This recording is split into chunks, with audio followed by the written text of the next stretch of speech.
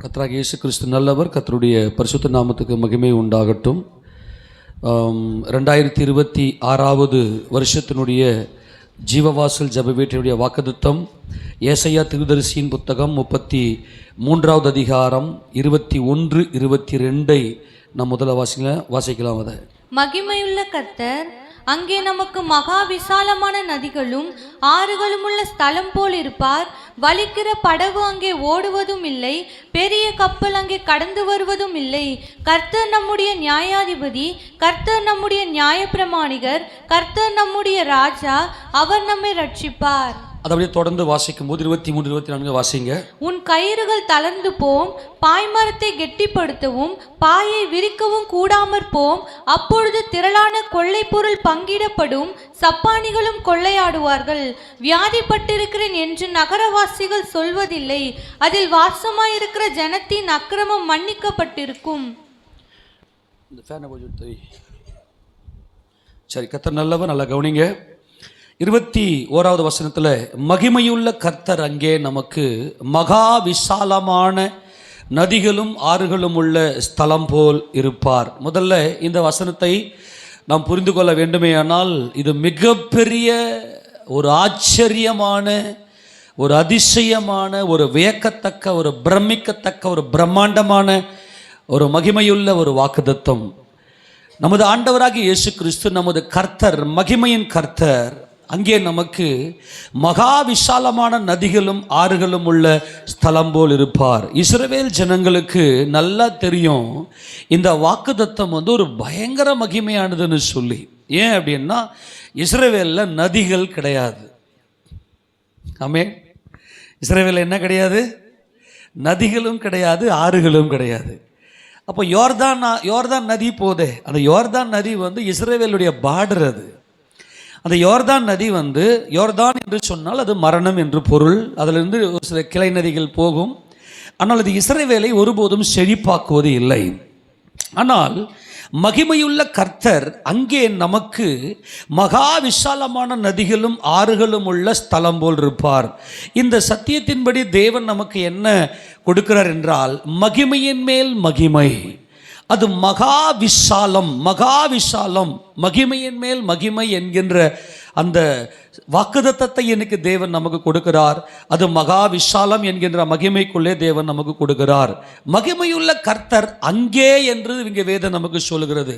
அப்போ அங்கேனா எங்கன்னு நம்ம முதல்ல பார்க்கணும். நல்லா ஒரு ஸ்டெப்பாக புரிந்து கொள்ளுங்க. தேவன் இன்னைக்கு நமக்கு உதவி செய்வாராக. அதுக்கு 20வது வசனத்தை வாசிங்க பார்க்கலாம். நம்முடைய பண்டிகைகள் ஆசரிக்கப்படும் நகரமாகிய சீயோனை நோக்கி பார். உன் கண்கள் எருசலேமை அமெரிக்கையான தாபரமாகவும் பெயர்க்கப்படாத கூடாரமாகவும் காணும். இனி அதன் முளைகள் என்றைக்கும் பிடுங்கப்படுவதும் இல்லை, அதன் கயிறுகளில் ஒன்றும் அருந்து போவதும் இல்லை. அப்போ எங்க அப்படின்னா மகிமையுள்ள கர்த்தர் அங்கே நமக்கு விசாலமான நதிகளும் ஆறுகளும் உள்ள ஸ்தலம் போல் இருப்பார் அப்படின்னு இங்கே வேதம் சொல்லுதுன்னா எங்கே அப்படின்னாக்கா சீயோனில், அதாவது எருசலேமில் நம்முடைய பண்டிகைகளை ஆசரிக்கப்படும் நகரமாகிய சீயோனை நோக்கிப்பார் என்று கர்த்தருடைய வேதம் சொல்வது. நமது ஆண்டவராகிய இயேசு கிறிஸ்து எருசலேமில், எருசலேம் அமெரிக்கை, அது ஒரு சமாதான தாபரமாய், ஒரு சமாதானமான, தேவனோடு கூட நம்மை சமாதானப்படுத்தின ஒரு மகிமையின் நகரம்தான் இந்த எருசலேம் நகரம்.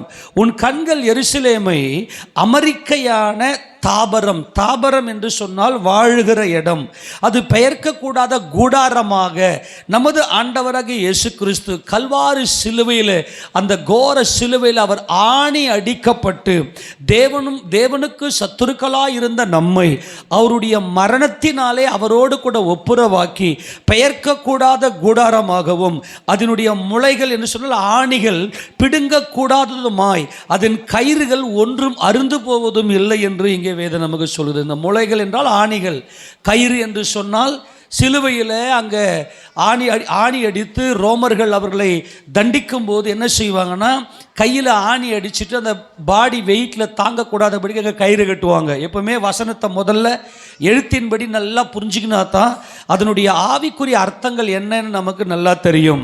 நல்லா கவனிங்க, தேவன் மகிமையாக இருக்கிறார். அவர் மகிமையின் தேவன். அவர் சிங்காசனத்தில் என்றென்றைக்கும் வீற்றிருக்கிறார். ஆனால் தேவன் அவருடைய சாயலாகவும் ரூபத்தின்படியாகவும் அவர் மனுஷனை சிருஷ்டித்தார். மனுஷன் அவன் எப்படி சிருஷ்டிக்கப்பட்டான் என்றால் அவன் மாம்சத்தோடும் இரத்தத்தோடும் சிருஷ்டிக்கப்பட்டான். ஆனால் அந்த மனுஷன் தேவ சித்தம் செய்யும்படி படைக்கப்பட்ட இந்த மனுஷன் தேவனுக்கு விரோதமாக பாவம் செய்துவிட்டு வந்து விட்டான். ஆனால் நம்முடைய கர்த்தராகிய இயேசு கிறிஸ்து இந்த மனிதனை மீட்கிறதுக்காக அந்த சியோன் மலையில அந்த கோர சிலுவையில் அவர் ஆணி அடிக்கப்பட்டு, இந்த ஆணி என்பது மரணத்தை காண்பிக்கிறது. அது தேவனுடைய சித்தத்தை செய்யும்படியாக தம்மைத்தாமே ஒப்பு கொடுத்த கிறிஸ்து இயேசுவை அந்த அந்த அந்த அந்த சிலுவை மரம் காண்பிக்கிறது. அதன் கயிறு என்பது மனுஷரை கட்டியிருக்கிற அன்பின் கயிறு.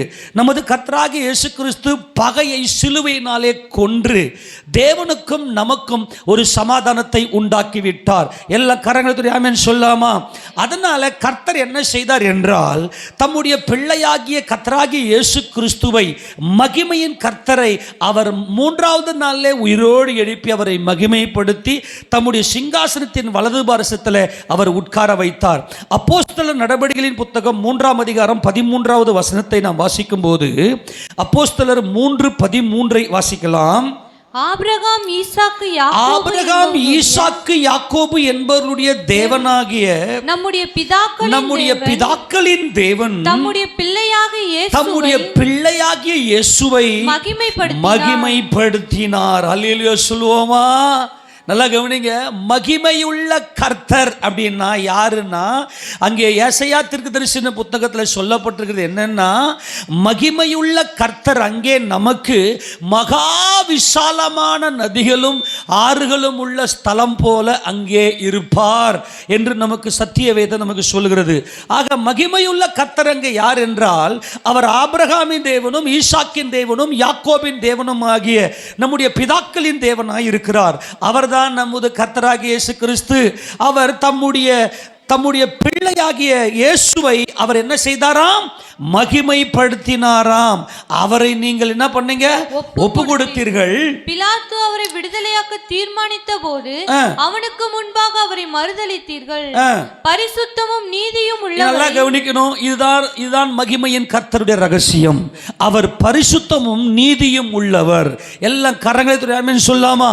அவர் மகிமையுள்ள கர்த்தர், அவர் பரிசுத்தமும் நீதியும் உள்ளவராயிருக்கிறார். தேவன் தம்முடைய பிள்ளைகள், தேவன் ஆணும் பெண்ணுமாக சிருஷ்டித்தார். தேவனுக்கு தேவை குடும்பம். இந்த குடும்பம் நல்ல ஒருமனப்பட்டு அந்த குடும்பத்தில் அன்பிலே பூர்ணம் அடைந்து அவர்கள் தேவனை முகமுகமாய் தரிசிக்கும்படி தேவன் மனுக்குலத்தை சிருஷ்டித்தார். ஆனால் இவர்கள் பரிசுத்தமும் நீதியும் இல்லாதவர்களாய் தேவனை விட்டு தூரே வந்து விட்டார்கள். இந்த பரிசுத்தம் என்பது அடிமை, தேவனுக்கு அடிமை என்பதும், நீதி என்பது தம்முடைய சகோதரருக்கு முன்பாக தம்மை தாமே தாழ்த்தினதும். எத்தனை பேருக்கு புரியுது? ஆமேனா?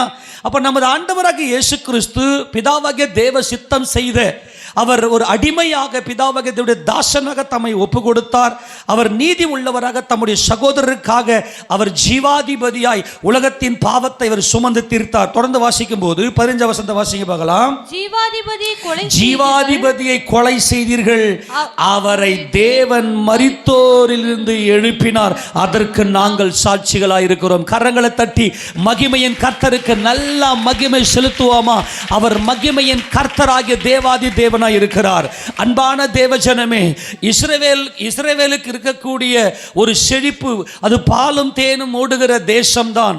ஆனால் தேவன் அவர்களுக்கு கொடுத்திருக்கிற ஒரு வாக்குத்தத்தம் என்னவென்று சொன்னால், நான் உங்களுக்கு மழையும் பனியையும் கொடுப்பேன், அது உங்களுக்கு நல்ல கொழுமையும் செழிப்பையும் கொடுக்கும். ஆனால் இஸ்ரவேலில் நதிகள் கிடையாது. நல்லா கவனிக்கணும். அன்னைக்கு இருக்கக்கூடிய தேசங்களில் அன்னைக்கு இருந்த பெரிய வல்லரசு யாருன்னா எகிப்தில் பார்த்தீங்கன்னாக்கா நைல் நதி ஓடுகிறது. அந்த நைல் நதியிலிருந்து அநேக கிளை நதிகள் புறப்பட்டு போய் நல்ல செழிப்பாக்குகிறது. அதனால அவன் வல்லரசா இருக்கிறான். ஆமேன் சொல்லாமா? நல்லா புரிஞ்சுக்கணும், நல்லா கொஞ்சம் கூடயே வாங்க. கர்த்தர் இன்றைக்கு நம்ம மகிமையாய் விசாலத்தில் கொண்டு போய் வைப்பாராக. அதே மாதிரி பார்த்தோன்னா அசிரியா என்கின்ற ஒரு வல்லரசு, அது ஐபிராத் நதி, அப்புறம் டைகிரிஸ் என்கின்ற நதி. ஏன்னா நதிக்கரையில் தான் பார்த்தா நாகரிகங்கள்லாம் உண்டாகும், அங்கே தான் செழிப்பு இருக்கும், அங்கே தான் சகலவிதமான பொக்கிஷங்களும் பரிபூரணமாக ஒரு பெரிய வல்லரசு என்கின்ற அந்த ஒரு ஸ்டேஜ் அடைய முடியும். அப்போ அசிரியா என்கின்ற அந்த தேசத்தினுடைய அந்த செழிப்புக்கு காரணம் என்னவென்று சொன்னால் ஐபிராத் நதியும் டைகிரிஸ் நதி, அந்த டைகிரிஸ் நதி அங்கே ஓடிக்கொண்டிருக்கிறது. அதுதான் மெசபடோமியா பள்ளத்தாக்கெல்லாம் அங்கே இருக்கிறது. ஆனால் இஸ்ரவேலில் பார்த்தீங்கன்னா நதிகள் கிடையாது, ஆக வல்லரசு கிடையாது. இந்த வல்லரசு என்பது எல்லா விதமான ஆசீர்வாதங்களும் பரிபூர்ணமாக இருக்கக்கூடிய ஒரு நல்ல ஒரு பூர்ணமாக்கப்பட்ட ஒரு மகிமை தான் இந்த வல்லரசு.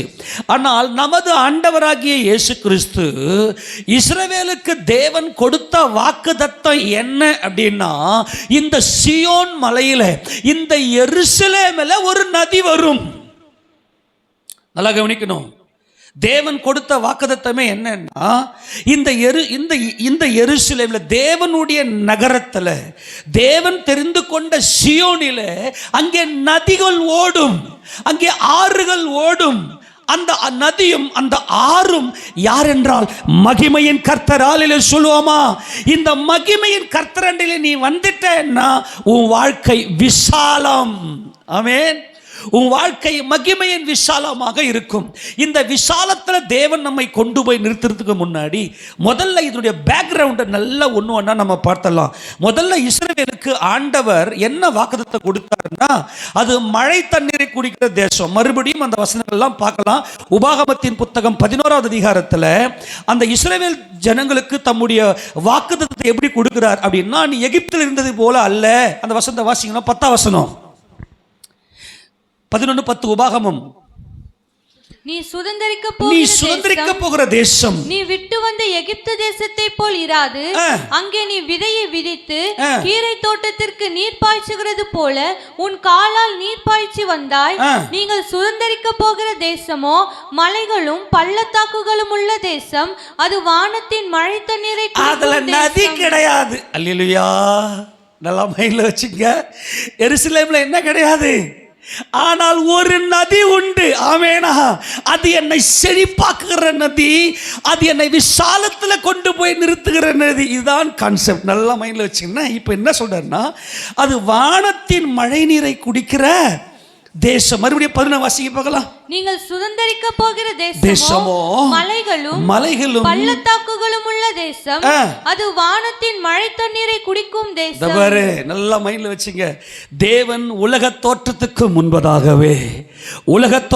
முன்பதாகவே அவர் மனுக்குலத்துக்கு கொடுக்கப்பட்ட வாக்குத்தத்தம் என்ன தெரியுமா? மகிமையின் கர்த்தரே மகா விசாலமாய் உங்களுக்குள்ளே இருப்பார். அவர் உங்களுக்குள்ளே வருவாரே ஆனால் உங்களுடைய வாழ்க்கை மகா விசாலம் என்றால் மகிமையின் மேல் மகிமை, glory to glory. மகிமையின் மேல் மகிமையை நாம் அடைவோம். இந்த மகா விசாலம் எப்படிப்பட்ட விசாலத்தை நமக்குள்ள கொண்டு போய் சேர்க்கிறது? ஏனென்றால் அன்னைக்கு இருந்த தேசத்திலே இந்த எகிப்தும் இந்த அசிரியாவும் எப்படிப்பட்டதுன்னா பயங்கரமான நதிகளை வைத்திருந்தது. அந்த வசனத்தை வாசிக்கலாம். எரேமியா 2வது அதிகாரம், திருப்பி கொள்ளுங்க பார்க்கலாம். எரேமியா 2வது அதிகாரத்தில் அதில் 18 வாசிக்க பார்க்கலாம். இப்போதும் சீகோரின் தண்ணீரை குடிப்பதற்கு நீ எகிப்துக்கு போகிறதுனால் பிரயோஜனம் என்ன? சீகோர் என்பது நைல் நதியினுடைய கிளை நதி. நல்லா கவனிக்கணும். இந்த சீகோர் என்பது எகிப்தில் ஓடுகிற நைல் நதியினுடைய கிளை நதி. டே எங்கடா போறீங்க? நதியை தேடி ஓடுறீங்களாடா? நல்லா மைண்ட்ல வச்சுக்கணும். அன்பான தேவஜனமே, இஸ்ரவேலுக்கு வானத்தின் ஆசீர்வாதமான மழையை கொடுத்து, கொழுமையான பனியை கொடுத்து, கொழுமையான பலனை தேவன் கொடுப்பார். ஆனால் நதி இருந்தால் மாத்திரமே அது வல்லரசு, அது ஒரு மைட்டி, ஒரு வல்லமையான தேசம் என்கின்ற அந்த ஒரு அந்தஸ்துக்குள்ளே வரும். ஆனால் இஸ்ரவேலிலே நதி இல்லை. இங்கே கர்த்தர் சொல்லுகிறார், நீங்கள் சீகோரின் தண்ணீரை குடிப்பதற்கு எகிப்துக்கு போறீங்களேடா, அப்புறம் ஐபிராத்தின் நதியின் தண்ணீரை குடிப்பதற்கு அசிரியாவுக்கு போறீங்களா நீங்க? ஆமெனா. அல்லேலூயா. டே உங்களை மீட்கிறதுக்காக ஒரு மகா விசாலமான நதி உங்களுக்குள்ளே இந்த சீயோன் பர்வதத்தில், இந்த எருசலேமில் ஒரு நதி இருக்கிறது. அது எப்படிப்பட்ட நதி? அந்த சீயோன் மலையில், அந்த அமெரிக்கையான சமாதானத்தின் நகரத்தில், அங்கே அவர் ஒரு கூடாரம், ஒரு கூடாரத்தை எப்படி ஆணி அடித்து அந்த கூடாரத்தை கயிறு கொண்டு கட்டுவார்களோ, அதே போல ஒரு கூடாரமாகிய இயேசு கிறிஸ்து அந்த கல்வாரி சிலுவையில் நமது மகிமையின் கர்த்தர் அங்கே ஆணி அடிக்கப்பட்டு கயிறுகளால் கட்டப்பட்டு, அந்த ஆணி பிடுங்கப்படுவதும் இல்லை, அந்த கயிறு அறுக்கப்படுவதும் இல்லை. அது பரிபூரணமாய் நமக்கு சமாதானத்தை கொடுத்து பிதாவாகிய தேவன் அவரை மகிமைப்படுத்தி வைத்திருக்கிறார். அவர் மகிமையின் கர்த்தராய் இருக்கிறார். அந்த மகிமையின் கர்த்தர் நமக்கு விசாலமான, அதாவது மகா விசாலமான நதிகளை போல அவர் இருக்கிறார். இந்த மகா விசாலமான நதி என்று சொன்னால், அன்றைக்கு இருந்த மிகப்பெரிய வல்லமையான ஒரு தேசமாக எகிப்து இருந்துச்சு. அன்றைய நாட்களிலே மகா வல்லமையான ஒரு தேசமாக அசீரியா இருந்துச்சு. இப்ப கர்த்தர் சொல்லுகிறார், என்றைக்கு இந்த மகா மகிமையுள்ள கர்த்தர் உனக்கு மகா விசாலமான நதிகளும் ஆறுகளும் உள்ள அந்த ஸ்தலம் போல உனக்கு வந்துட்டாரோ, உனக்கு முன்னாடி ஒருத்தனும் நிற்க முடியாது. கையை தட்டி இருக்க மகிமை செலுத்துவோமா? அவர் மட்டும்தான், மகிமையுள்ள கர்த்தர் மட்டும்தான் மகா விசாலமான நதிகளும் ஆறுகளுமாய் அவர் உனக்குள்ளே இருக்கிறார். ஏசாயா தீர்க்கதரிசன புத்தகம் 23:3 வாசிக்கலாமே. இது நல்லா புரியும் பாருங்களேன். இப்ப இந்த சீகோர் என்ற இந்த ஆறு என்ன ஆறுன்னு வாசிப்பாக்கலாம். சீகோர் நதியின் மிகுந்த நீர்ப்பாய்ச்சல்களால் விளையும். அது எப்படி இருக்குமா? மிகுந்த நீர்ப்பாய்ச்சலாம். எங்க? சீகோர் நதி, நைல் நதியினுடைய கிளை நதி. அங்க சொல்ற சீகோர் நதியின் மிகுந்த நீர்ப்பாய்ச்சல்களால் விளையும் பயிர் வகைகளும் ஆற்றங்கரையின் அறுப்பும் அதன் வருமானமாய் இருந்தது. அது ஜாதிகளின் சந்தையாய் இருந்தது. எப்பா ஒரு ஆமென் சொல்லாமா? ஏன்னா அந்த இடத்துல சகலவிதமான வியாபாரங்களும் ஆசீர்வாதங்களும் பொக்கிஷங்களும் அந்த இடத்துல மிகுதியாயிருக்கும். ஆனால் இன்றைக்கு கர்த்தர் சொல்றாரு, உங்க கண்கள் கர்த்தரை நோக்கி, சீயோனை நோக்கி பார்க்கட்டும், எருசலேமை அமெரிக்கையாய் பார்க்கட்டும். அங்கே அந்த எருசலேமில் அந்த சீயோன் மலையில தம் ஜீவனையே கொடுத்த என் கர்த்தர், என் ரட்சகர், அவர் மகிமையின் தேவன், அவர்தான் எனக்கு மகா விசாலமான நதி. அவர் இருப்பாரையானால் எப்படி இந்த எகிப்து ஒரு பெரிய வல்லரசாக, ஒரு வல்லமையான ஒரு தேசமாக இருந்ததோ, அதே போல நானும் ஒரு வல்லமை உள்ளவனாக மாறுகிறேன். ஆமென் சொல்லாமா?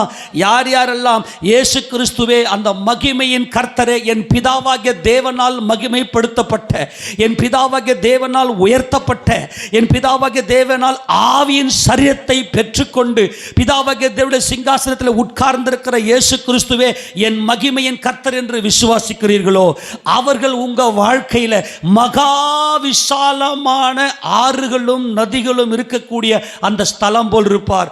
நீங்க தான் வல்லரசு, நீங்க தான் வல்லமை உடையவர்கள்.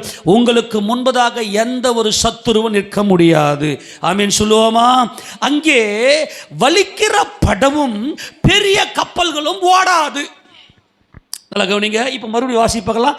ஏசாயா 30வது அதிகாரத்தில், சரி 33ஆம் அதிகாரத்தில் அந்த வசனத்தை வாசிப்பகலாம், அந்த வாக்குத்தத்தத்தை வாசிங்க பார்க்கலாம். மகிமையுள்ள கர்த்தர் அங்கே நமக்கு மகா விசாலமான நதிகளும் ஆறுகளும் உள்ள ஸ்தலம் போல் இருப்பார். வலிக்கிற படகு அங்கே ஓடுவதும் இல்லை, பெரிய கப்பல் அங்கே கடந்து வருவதும் இல்லை. நல்லா கவனிங்க. அந்த நாட்கள் இருக்கக்கூடிய மிக முக்கியமான ஒரு தொழில் என்னன்னா, தங்களை நல்லா வல்லமையா பலப்படுத்திக்கணும். எதிரி நாட்டுங்கள்கிட்ட போயிட்டு எந்தெந்த இடத்துல எல்லாம் நிறைய பொக்கிஷங்கள் இருக்கிறதோ, எந்தெந்த தேசம் எல்லாம் நல்ல வல்லமையாய் நல்ல செழிப்பா இருக்கிறதோ, அந்த தேசங்களை போயிட்டு கொள்ளையடித்து கொண்டு வருவது தான் பெரிய தொழில் அன்னைக்கு. அப்போ என்ன செய்வாங்கன்னா, இந்த படகுல யார் இருப்பாங்க? நல்ல எந்த திசையிலையும் படகை திருப்பக்கூடிய பயங்கரமான யுத்த வீரர்கள், கொள்ளையடிக்கிற கூட்டம் எல்லாம் படகுல இருப்பாங்க. அவங்க என்ன செய்வாங்கன்னா, எதிர்நாட்டு படகுகளை போயிட்டு நல்லா அடித்து நல்ல ஆயுதங்கள்லாம் படகுல வைத்து கொண்டு அந்த வல்லரசுகளை அல்லது அந்த பெரிய பொக்கிஷத்தை வைத்து கொண்டிருக்கிற அவர்களை எல்லாம் அடித்து நொறுக்கி இந்த பெரிய கப்பல்களில் அந்த பொக்கிஷங்களை எல்லாம் திருடி கொண்டு வருவார்கள்.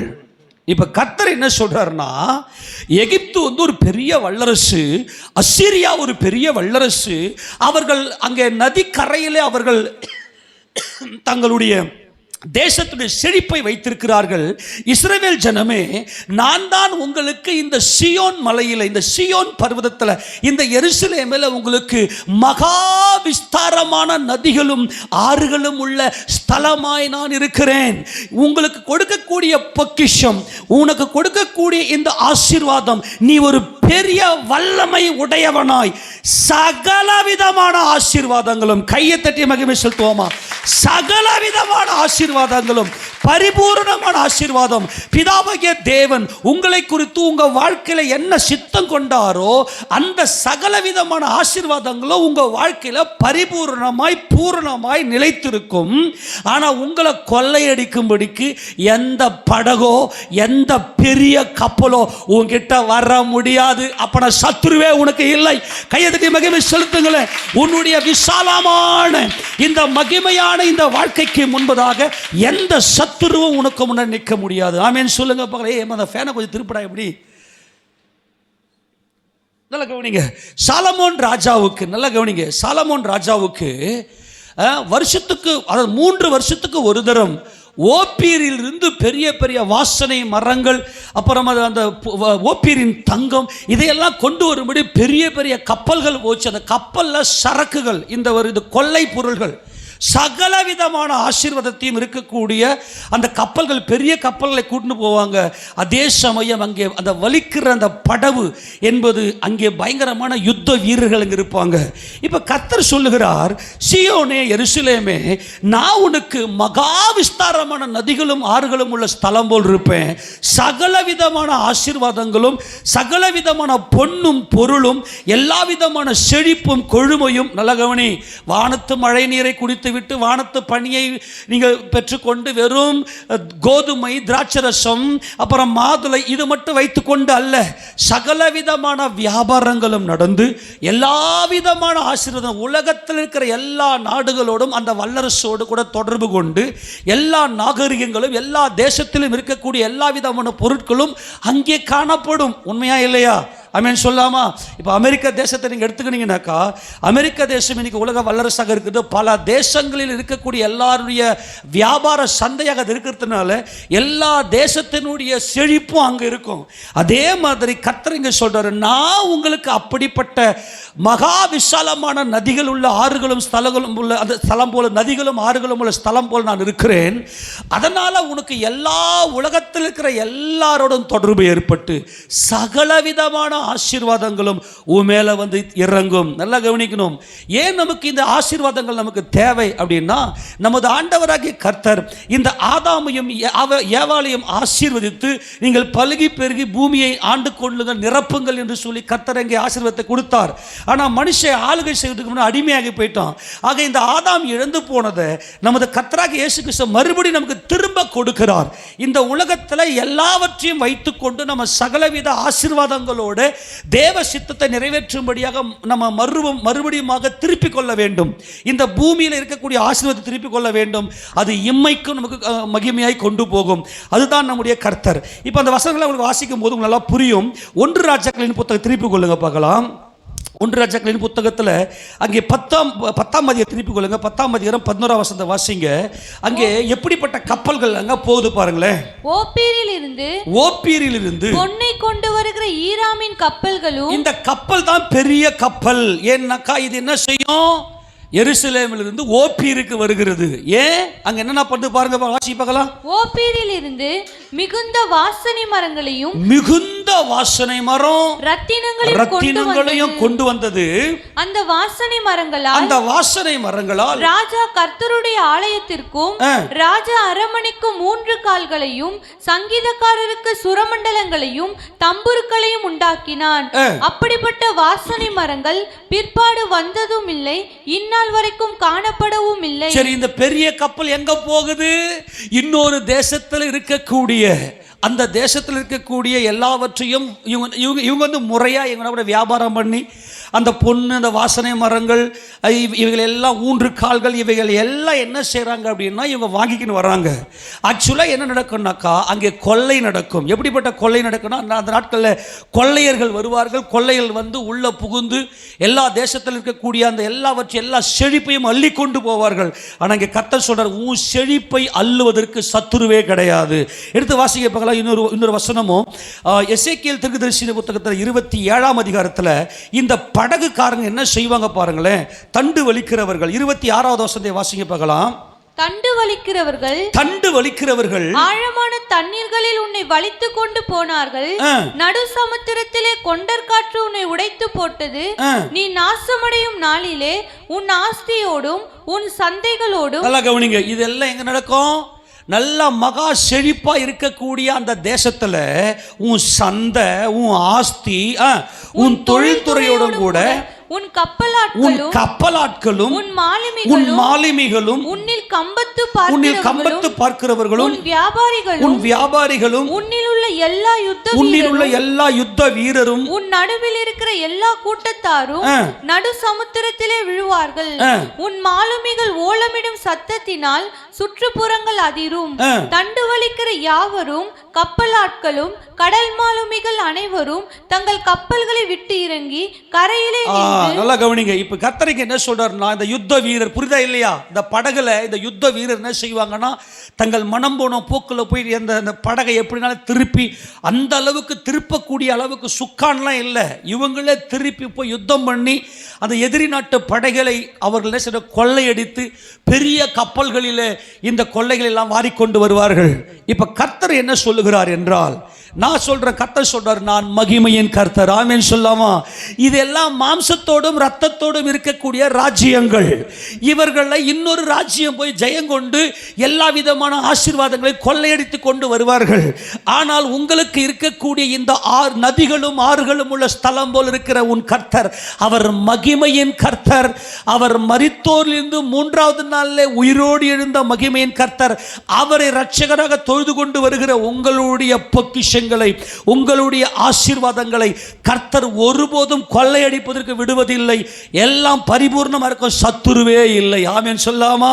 இப்போ முதலாவது தேவன் நமக்கு என்ன சொல்கிறார் என்றால், யாத்திராகமம் 34:24 தேவன் நமக்கு எப்படிப்பட்ட விசாலத்தை கொடுக்கிறார் என்றால், விஸ்தாரத்தை கொடுக்கிறார் என்றால், அவர் நம்முடைய எல்லைகளிலே ஒரு பெரிய விசாலத்தை கொடுக்கிறார். வாசிங்க பார்க்கலாம்.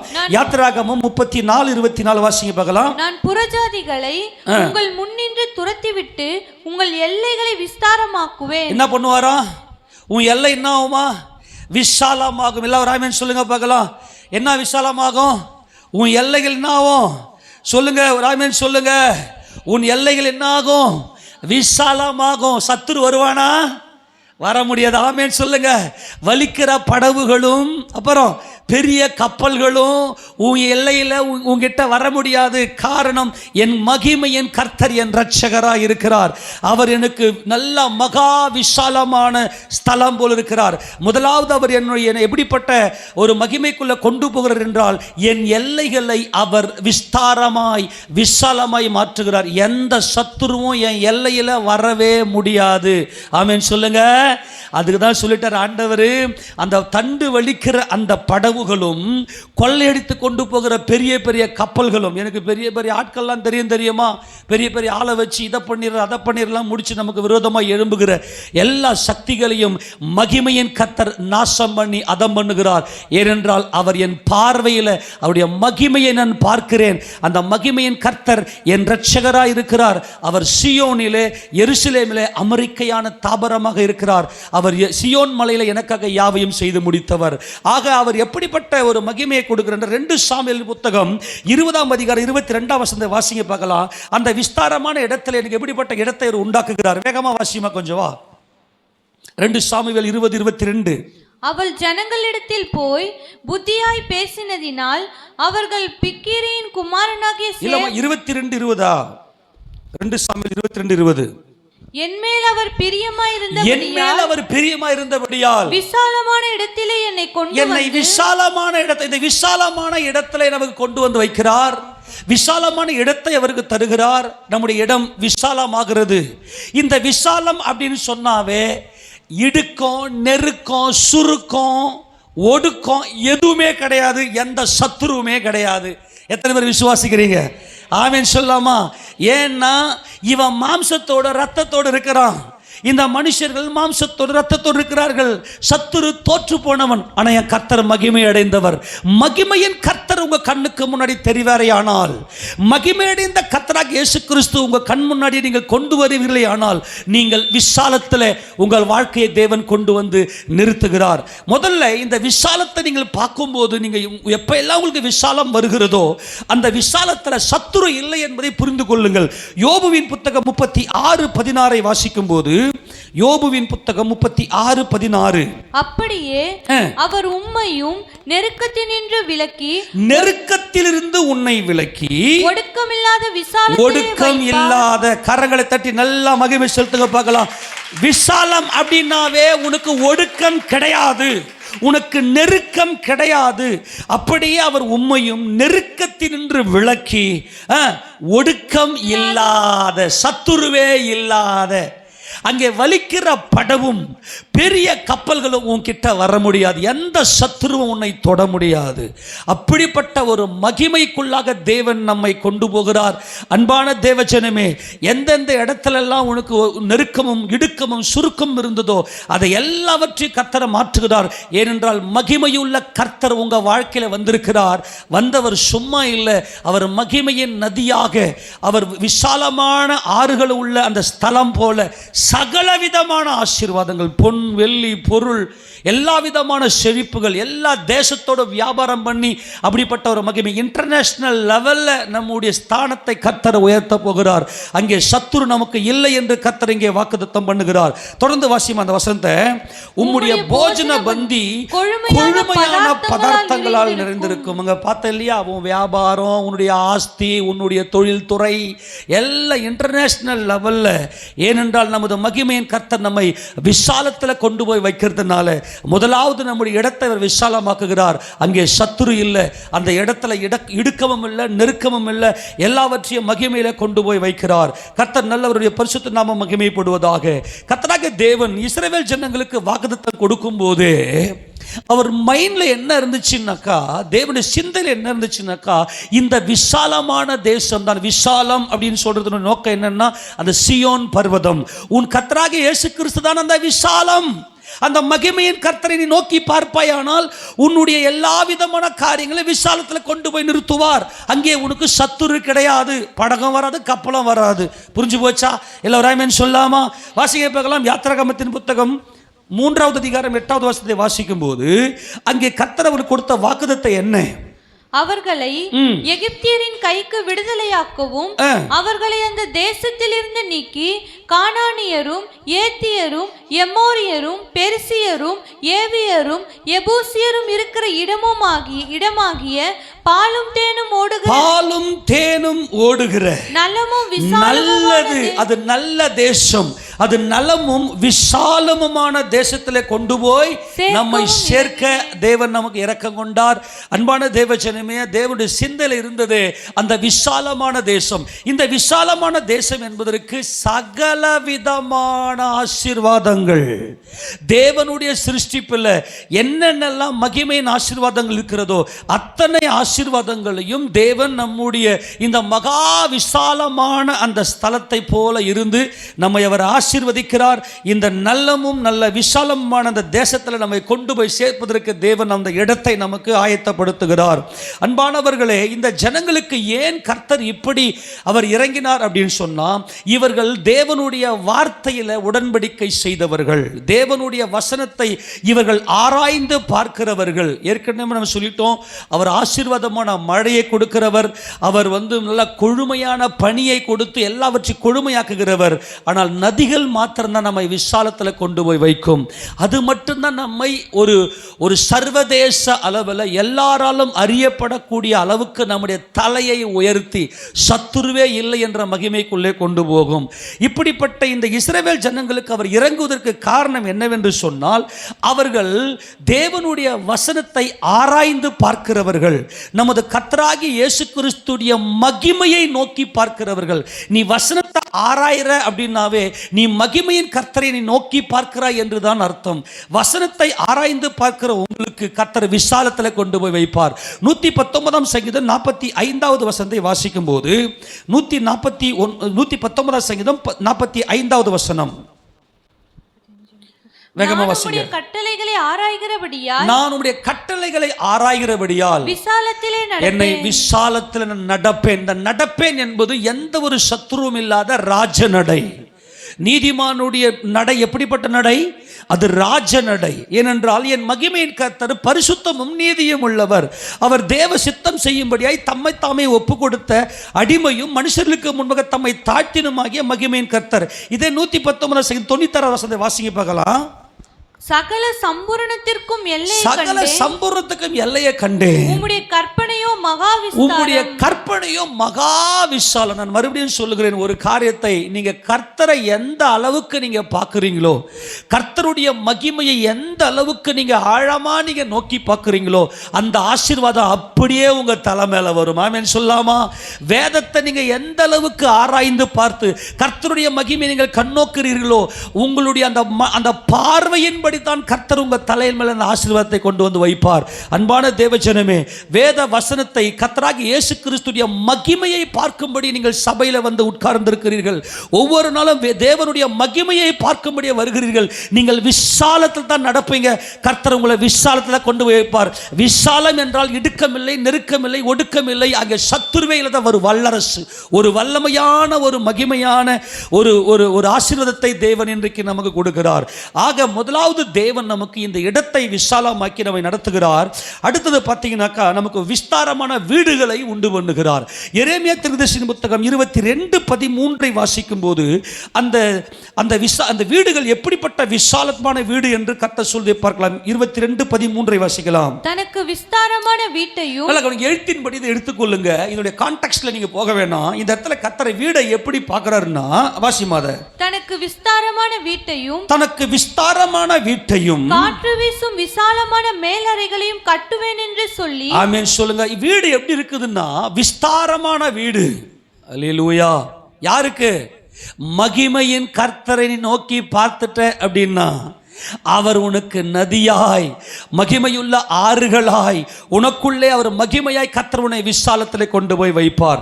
தேவஜனமே, இந்த இந்த இந்த நதிகள், இந்த ஆறுகள் என்பது அவர் ராஜாதி ராஜா என்பதை வெளிப்படுத்துகிறது.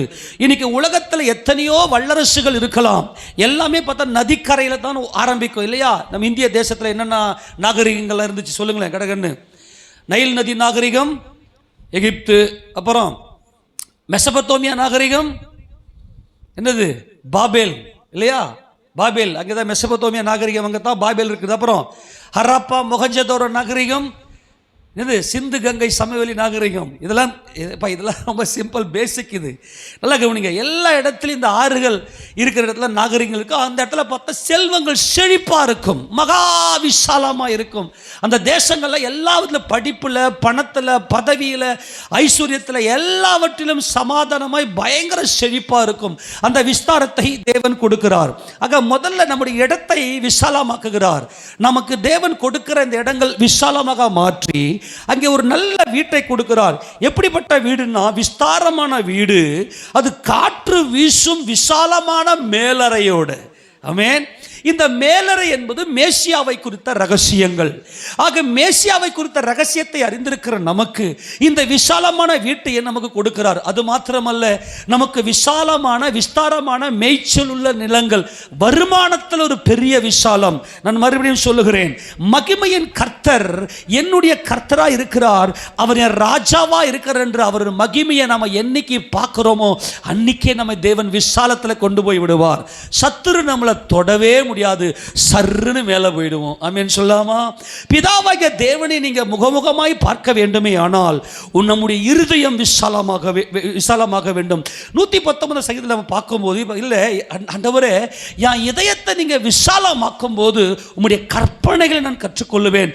இதயம் விசாலமாக வேண்டும். அன்பானவர்களே, நம்முடைய இதயம் விசாலமாகி எல்லா விதமான நாலேஜ், எல்லா விதமான அறிவு, எல்லா விதமான ஐஸ்வர்யம், ஆசீர்வாதம், ஆசீர்வாதம், வியாபாரம், பிஸ்னஸ் எல்லாம் தேவன் நமக்கு நியமித்திருக்கிற எல்லாவற்றையும் பூர்ணப்படுத்தி இங்கே முடிச்சா தான் அவரை போய் முகமுகமாய் பார்க்க முடியும்.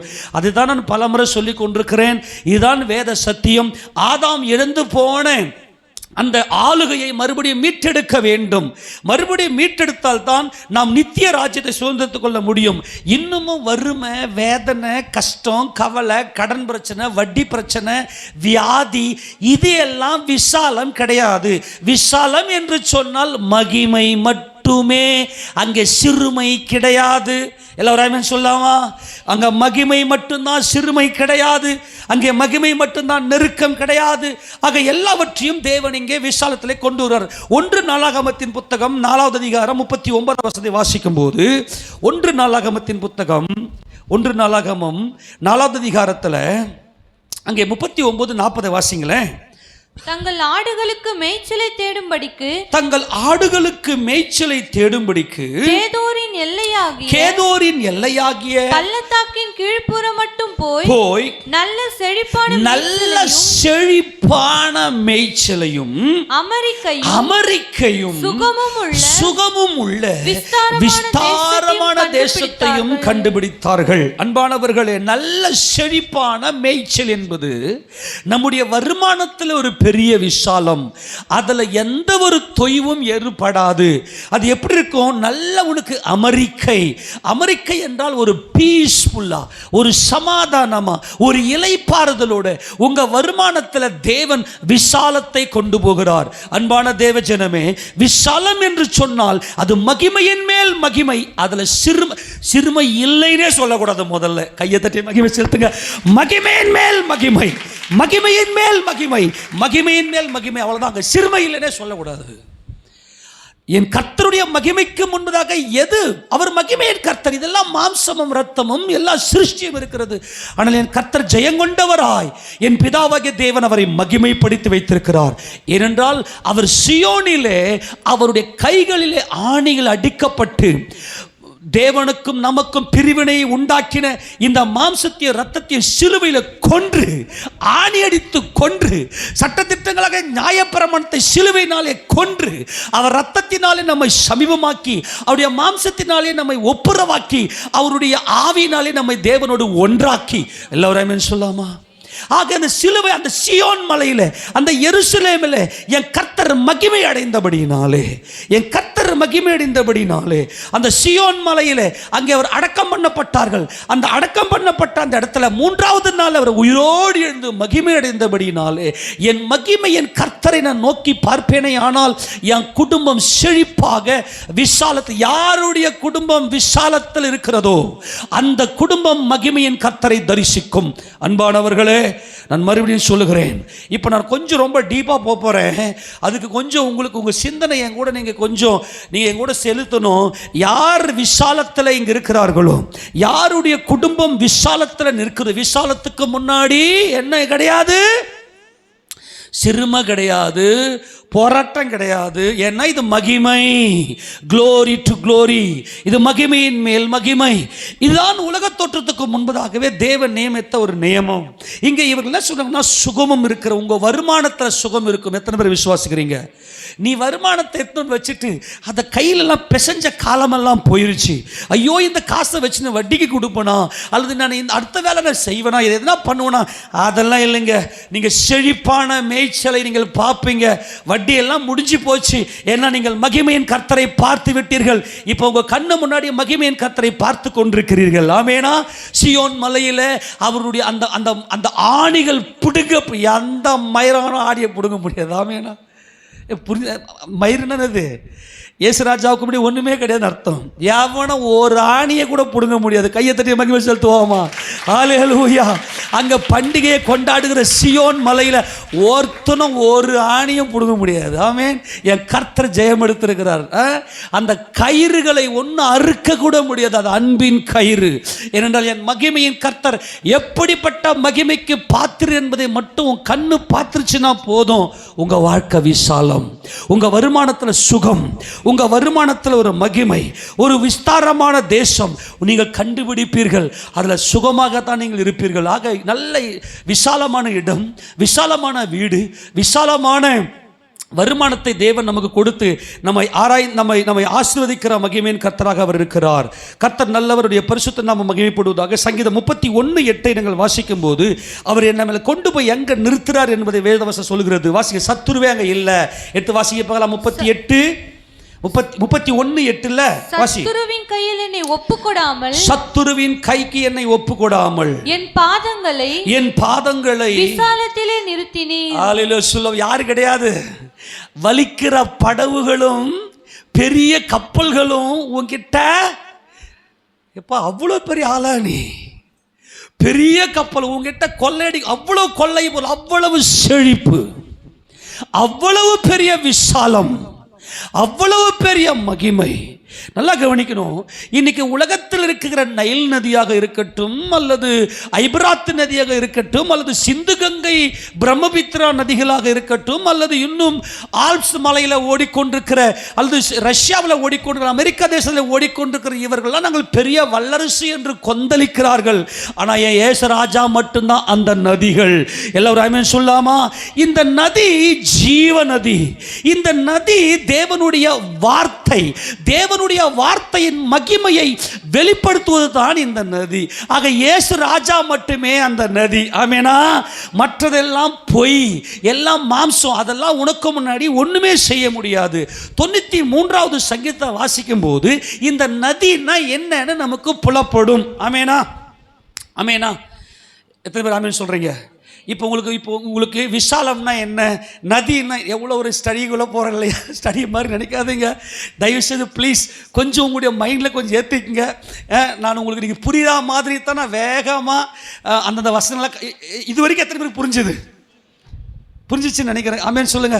புரிஞ்சவங்கள ஆமென் சொல்லுங்க.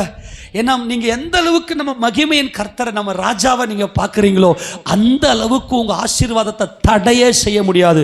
சரி, மறுபடியும் இந்த 31:8 முதல்ல வாசிங்க. சங்கீதம் 31:8 மறுபடியும் சத்துருவே கிடையாது. அல்லேலூயா. விசாலம்னாவே என்ன இல்லை, பிராட் இல்லையா?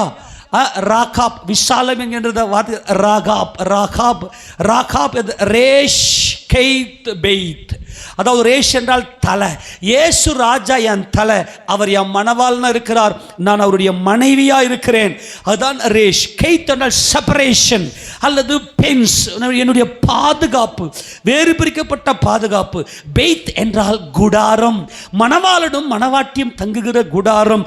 அவர் என் தலையா இருக்கிறார். இந்த ராகாப் என்றால் பிராட், விசாலம்.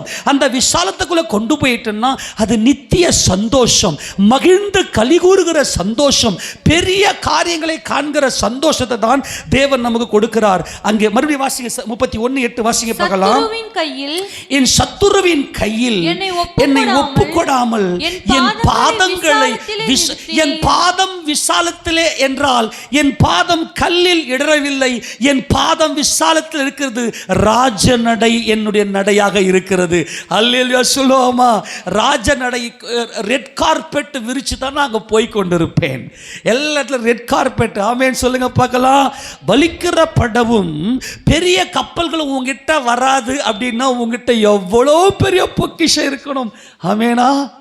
அவ்வளோ பெரிய ஆசீர்வாதங்கள், அவ்வளோ பெரிய பொக்கிஷத்தை பல திசைகளில் இருந்து, பல வழிகளில் இருந்து தேவன் நம்மை ஆசீர்வதித்து நடத்தி நம்மை உயர்த்துகிற தேவனாய் இருக்கிறார்.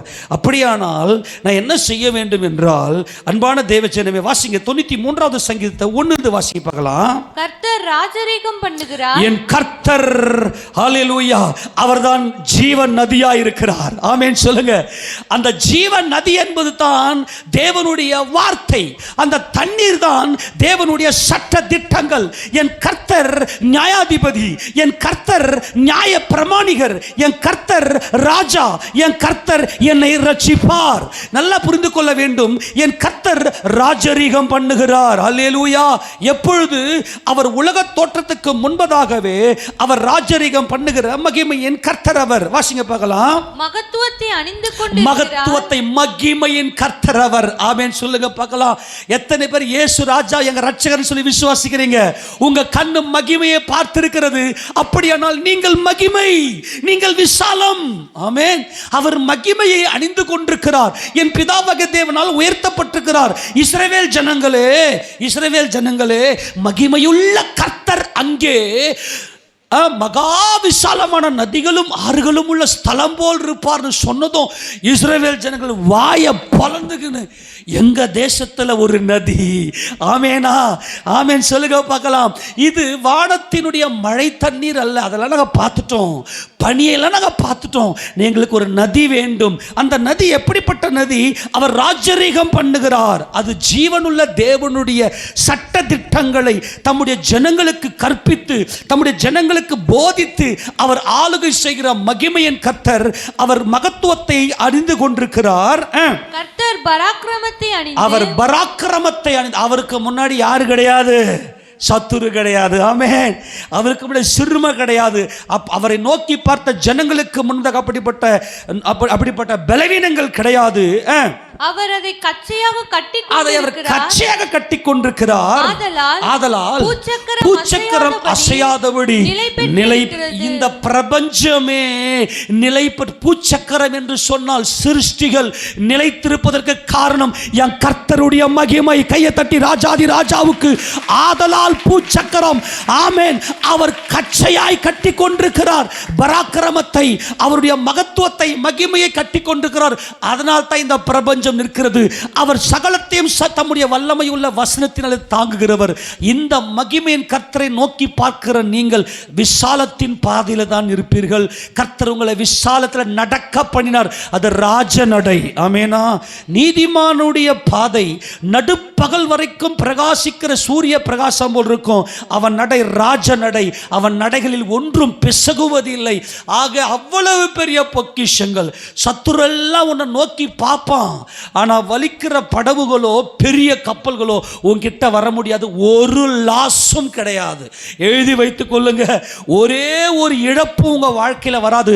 காரணம், நீங்கள் விசாலத்தில் இருக்கிறீர்கள். வாசிங்க பார்க்கலாம் 2ஆம் வசனத்துல.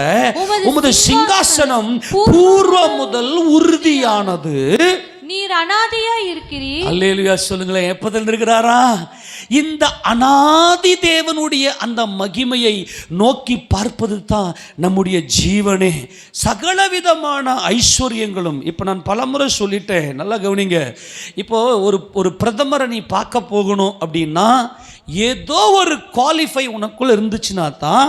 இப்போ பார்த்தீங்கன்னா குடியரசுத் தலைவர் பத்மஸ்ரீ விருது, பத்ம விபூஷன் விருது, அப்புறம் நிறைய பத்ம விருதுகள்லாம் இப்போ வழங்கினாங்க. அதில் அநேகர் போய் என்ன பண்ணாங்கன்னா, ஒரு குறிப்பிட்ட துறைகளில் போய் சாதித்தவர்கள்லாம் போயிட்டு அந்த குடியரசு பிரசிடென்ட் கையில் போயிட்டு அந்த அவார்டெலாம் வாங்குறாங்க.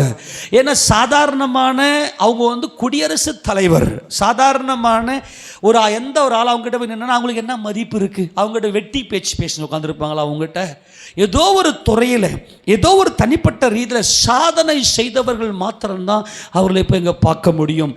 அதாவது ஒரு விசாலத்தின் பாதையில் நின்றவர்கள். ஒரு சின்ன பையன், இப்போ கிரிக்கெட்டில் பார்த்தீங்கன்னா ஏதோ ஒரு பையன், அந்த சின்ன பையன் 14 வயசு பையன். அந்த 14 வயசு பையன் அந்த ஒரு ஷார்ட்ஸில் நான் பார்த்தேன். அங்கே பிரசிடென்ட்கிட்ட போயிட்டு அவன் என்ன செய்கிறான்னா அந்த அவார்டு வாங்குறான். இப்போ என்ன அர்த்தம்னா, சத்துருவே அவனுக்கு முன்னாடி கிடையாது. எல்லாரையும் அடித்து ஜெயங்கொண்டு நிற்கிறதுனால தான் அங்கே போயிட்டு என்ன பண்ணான், பிரசிடென்ட் கையில் போயிட்டு அவார்டு வாங்கணும். நீ பிதாவாகிய தேவன், சர்வ வல்லமையுள்ள தேவனை போய் நீ பார்க்கணும்னா உனக்குள்ள விசாலம் இருக்கணும். உலக தோற்றத்துக்கு முன்பதாகவே இந்த கையினால் சிருஷ்டிக்கப்பட்ட இந்த மனுஷன், இந்த கையினாலே உருவாக்கப்பட்ட மாம்சத்தோடு ரத்தத்தோடு உருவாக்கப்பட்ட இந்த மனுஷன், அவன் என்னை அறியவில்லை, என் மகிமை மகத்துவம் புரியவில்லை. என் தேவனை என்ன செய்கிறீர்? என் தகப்பனே, நான் இந்த மனிதனுடைய விசாலத்துக்காக நான் மகிமை அடைகிறேன் என்று சொல்லி பிதாவின் சித்தத்துக்கு ஒப்பு கொடுத்தவராய், பரிசுத்தமும் நீதியும் உள்ளவராய், பிதாவின் சித்தத்துக்கு அடிமை நீர் சித்தம் கொண்ட இந்த மனுஷனுக்கு முன்னக மனத்தாழ்மை என்கின்ற மனோபாவத்தில் அவர் தம்மை ஒப்பு கொடுத்தார். ஆதலால் அவருடைய சிங்காசனம், ஆக நதி என்பது அவர் ராஜாதி ராஜா. அல்லேலூயா. அவர் மகிமையின் ராஜா, அதுதான் முக்கியம். அவர் மகிமையின் ராஜா. உமது சிங்காசனம் பூர்வ முதல் உறுதியானது, நீர் அனாதியா இருக்கிறீர். கர்த்தாவே, கர்த்தாவே, நதிகள் எழும்பின, நைல் நதி எழும்பின, ஐபிராத் நதி எழும்பின, அப்புறம் என்னது, சிந்து கங்கை பிரம்மபுத்திரா எழும்பின. சிந்து கங்கையிலிருந்து இந்துக்கள், நாங்களாம் இந்துக்கள்னு சொல்லி இந்துக்களுக்கு என்று ஒரு சட்டம் என்று சொல்லி அவர்கள் தங்களுடைய இறைச்சல், அவருடைய இறைந்தார்கள், தங்கள் சட்டத்திட்டங்களை இறைந்து எகிப்துக்கென்று ஒரு பிரமிடு, நாங்கள் எவ்வளவு பெரிய ஆட்கள் என்று பார் என்று அங்கே ஒரு பிரமிடு. ஐபிராத் நதியண்டில் பார்த்தீங்கன்னா பயங்கரமான செல்வ செழிப்புகள். இவங்களெல்லாம் எழும்பி நதிகள் எழும்பின, நதிகள் இறைச்சலிட்டு எழுப்பின, நாங்கள் தான் வல்லரசு என்று சொல்லி நதிகள் அலை திரண்டு எழும்பின. ஆமென். எத்தனை பேருக்கு புரியுது? ஆனா எனக்குள்ள இருக்கக்கூடிய அவருடைய பிரமாணங்கள், அவருடைய சட்டதிட்டங்கள், அவர் வகுத்த நீதி, அவர் வகுத்த நியாயம், அவர் யாக்கோபுக்கு மாத்திரம் தம்முடைய நீதியையும் நியாயத்தையும் வெளிப்படுத்தி கொடுத்த மகிமையின் கர்த்தர். இன்னைக்கு இருக்கக்கூடிய ராஜ்யங்கள், இந்த நதிகள், எல்லா ராஜ்யமும் எங்க ஆரம்பிச்சது?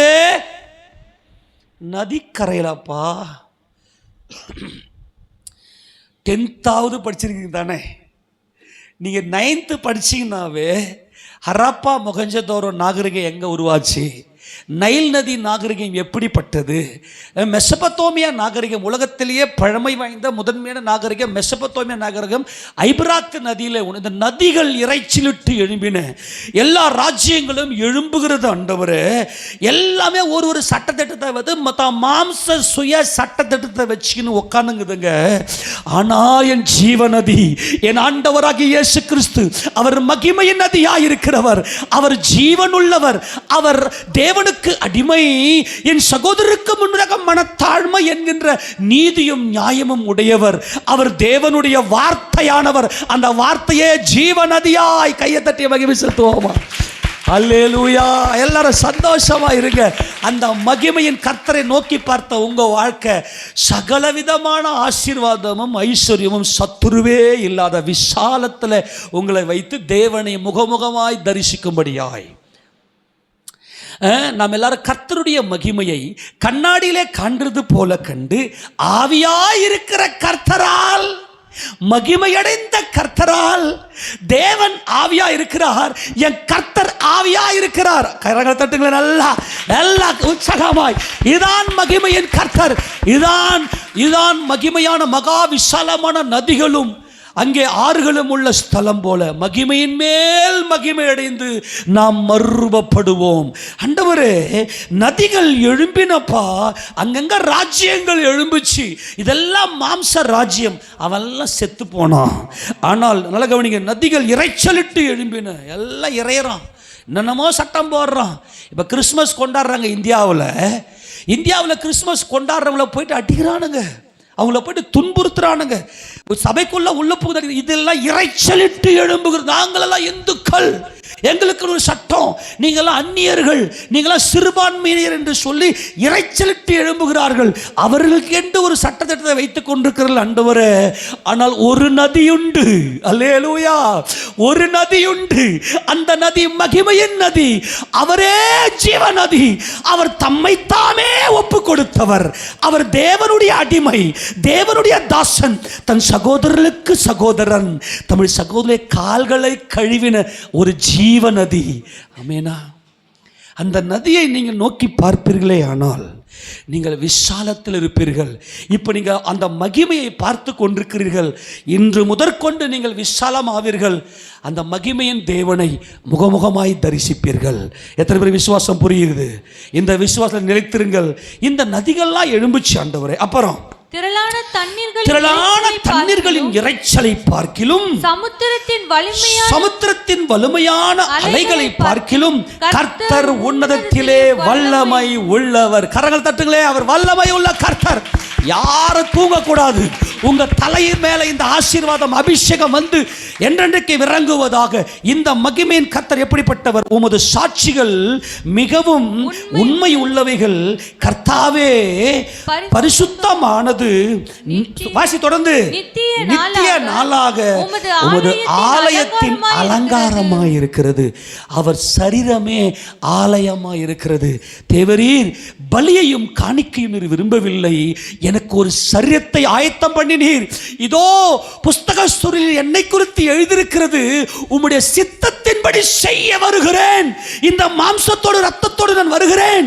இந்த மாம்சத்தை சிலுவையில் ஆணி அடித்து கொன்று அன்பின் கயிறு கட்டி எல்லா விதமான உபத்திரவத்தை நான் அனுபவித்து, என்ன கயிறு கட்டலைன்னா அந்த சிலுவையில் இருக்கிறவன் கீழே விழுந்துருவான், பாடி வெயிட் தாங்காம. ஆமேனா? அவர் பூரணமாய் சிலுவையில் எனக்காக பூரணமாய் அன்பின் கயிறினால் கட்டப்பட்டவராய் எல்லாவற்றையும் செய்து முடித்தவர். இந்த மகிமையின் ஆலயத்தை மகிமைப்படுத்தும்படியாய் அவர் ஜெயங்கொண்டவராய் மகிமை அடைந்தார். ஆமேனா? உமது நல்ல பரிசுத்தமானது நித்திய நாளாக உமது ஆலயத்தின் அலங்காரமாய் இருக்கிறது. கர்த்தாவே, இந்த ஆலயத்தை இந்த ஆலயத்தை மகிமைப்படுத்துவதற்காக அந்த ஆலயம் இறங்கி வந்தது. எடுத்து வாசிங்க பார்க்கலாம். அதை எபிரேயர் நிருபத்தில் 10வது அதிகாரத்தில் ஆண்டவர் சொல்றாரு, பலியை காணிக்கை நீர் விரும்பவில்லை ஆண்டவரே, எனக்கு ஒரு சரீரத்தை நீங்க ஆயத்தப்படுத்தினீங்கப்பான்னு சொல்லி கர்த்தர் இங்கே சொல்லியிருப்பார். அந்த வசந்தம் மட்டும் வாசிக்க நமக்கு நேரம் இல்லை. 5லிருந்து வாசிக்க பார்க்கலாம். ஆகையால் அவர் உலகத்தில் பிரவேசிக்கும் போது பலியையும் காணிக்கையும் நீர் விரும்பவில்லை, ஒரு சரீரத்தை எனக்கு ஆயத்தம் பண்ணினீர். சர்வாங்க தகன பலிகளும் பாவ நிவாரண பலிகளும் உமக்கு பிரியமானது அல்லவென்று அப்பொழுது நான், தேவனே, உம்முடைய சித்தத்தின்படி செய்தோ. உம்முடைய சித்தம் இந்த எல்லாரும் ஆமென் சொல்லுங்க. உம்முடைய சித்தம் என்ன தெரியுமா? அவர் சியோன் மலையிலே அந்த எருசலேம் பட்டணத்தில் தேவனுடைய நகரமாக சமாதான நகரத்தில் உனக்காகவும் எனக்காகவும் நீ விசாலமான ஸ்தலம் போல விசாலமாய் நீ ஆசீர்வதிக்கப்பட வேண்டும் என்பதற்காக அவர் சிலுவையில் ஆணி அடிக்கப்பட்டார், கயிறு போட்டு கட்டப்பட்டார்.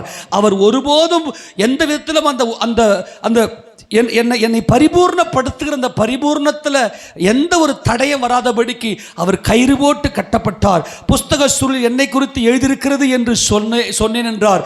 ஆக புஸ்தக சுருளில் அவரை குறித்து எழுதியிருக்கிற அந்த சித்தம் செய்து முடிப்பதற்காக அவர் விருத்த சேதனம் உள்ளவராய் வந்து அந்த சியோன் மலையில் அந்த எருசலேமில் எல்லாவற்றையும் செய்து முடித்துவிட்டு அவர் மகிமை அடைந்தவராய் பிதாவின் வலது பாரசிலே உட்கார்ந்திருக்கிறார். ஆக இன்றைக்கு நாம் அத்தனை பேருமே விசாலத்தின் பாதையில் நம்மை நடத்தினார், நம்மை நிறுத்தினார், நம்மை பெருக்கி இருக்கிறார், நமக்குள்ள ஒரு தெய்வீக சுகத்தையும் சமாதானத்தை கொடுத்திருக்கிறார். எந்த சூழ்நிலையிலையும் வலிக்கிற படவும் பெரிய கப்பல்களும், வலிக்கிற படம் என்பது யுத்த வீரர்கள், யுத்தம் உனக்கு வராது. ஆமென் சொல்லுங்க. எந்த சத்துருவும் எழுந்துக்க முடியாது. உன் பொருள் எந்த ஒரே ₹1, நம்ம பாஷையில் சொன்ன ஒரு நயா பைசா கூட லாஸ் ஆகாது. அது பெரிய கப்பல். இந்த பெரிய கப்பல் வந்து வட்டிக்கே போகுது. வட்டியெல்லாம் நீ கொடுக்க மாட்டே, நீ அநேகருக்கு கடன் கொடுப்பாய், மனமும் வந்து கடன் கொடுப்பாய். அப்படிப்பட்ட அந்த மகிமையில் விசாலத்தில் கொண்டு போகிறதான் கர்த்தருடைய மகிமை. ஏனென்றால் உன் பிதா பூர்ண சர்க்குணராக இருக்கிறது போல நீயும் பூர்ண சர்க்குணராக இரு. நீ பூர்ண சர்க்குணனாக்கா முகம் கோணாமல் கடன் கொடு. கர்த்தர் உன்னை முகம் கோணாமல் கடன் கொடுக்க வைப்பார். அந்த அளவுக்கு தேவன் உன்னை உயர்த்த போகிறார். ஆமென் சொல்லாமா? ஹல்லேலூயா. அப்போ இந்த தேவன் எப்படிப்பட்டவர்? அவர் பூர்ண சர்க்குணர். அதுதான் விசாலம். அந்த விசாலம் உனக்குள்ள வருதுன்னா உங்ககிட்ட கேட்கிறவனுக்கு முகங்கோடாமல் கடனை கொடு, முகங்கோணாமல் கடனை கொடு. அப்படிப்பட்டதான ஒரு கடன் கொடுக்கக்கூடிய அளவுக்கு தேவனுடைய மகிமை நமக்குள்ளே வாசம் பண்ண போகிறது. ஆக நமது ஆண்டவராகிய கர்த்தர் அவர் மகிமை நதியாக, அவர் ஜீவ நதியாக, அவர் ராஜாதி ராஜாவாக, அவர் என்றென்றைக்கும் ஆளுகை செய்கிறவராக இந்த உலகத்தில் அவர் பிரவேசிக்கும்படி தேவன் வந்தார். இந்த ஆதாம் என்ன செய்தார் என்றால் இந்த மகிமையின் கர்த்தரை நோக்கி பார்க்க தவறிவிட்டார். ஏதேன் தோட்டத்தில் ஏதேனிலிருந்து ஒரு நதி புறப்பட்டு வந்து தோட்டத்துக்கு மத்தியில் தோட்டத்துக்கிட்ட வந்ததும் அது 4 தலைகளாக பிரிந்து போகிறது. ஆதாமே இந்த தோட்டத்தை பண்படுத்தி பாதுகாத்துக்கொள். ஆதாமே இந்த நதி தான் உனக்கு ஜீவன், இந்த நதி தான் உனக்கு மகிமை, இந்த நதி தான் உனக்கு விசாலம் என்று சொல்லி சொன்னா இந்த ஆதாம் பையன் மகிமையின் கர்த்தரை பார்க்காமல் தாம் மகிமையை பார்த்து கொண்டு வெளியே வந்து விட்டார். நல்லா கவனிக்கணும், ரொம்ப முக்கியமானது. நதிகள் எழும்பின, நதிகள் இறைச்சலிட்டு எழும்பின, நதிகள் அலைதிரண்டு எழும்பின, எல்லாம் வீணா போகும். ஆனால் என் கர்த்தர் ஜீவ நதி. ஆமேன்னு சொல்லுங்க பார்க்கலாம். இப்போ ஆதாமுடைய பார்வை எந்த பார்வையில் வரணும் அப்படின்னா, இந்த நதி எப்படிப்பட்ட நதி? ஆதாமே, இந்த ஜீவ நதியின் தண்ணீரை நீ குடித்து இந்த இந்த இந்த நதியினுடைய இது மகிமையின் நதி. நல்லா புரிஞ்சுக்கணும், இது மகிமையின் நதி. இது நல்லா நீ உள்ள உத்து பார்த்து நீ இதனுடைய ஜீவ தண்ணீரை குடிச்சு நீ மகிமை அடைன்னு சொல்லி அந்த ஏதேனில அந்த தோட்டம். நல்லா கவனிங்க, ஏதேன் என்பது மனமகிழ்ச்சி, மனமகிழ்ச்சி.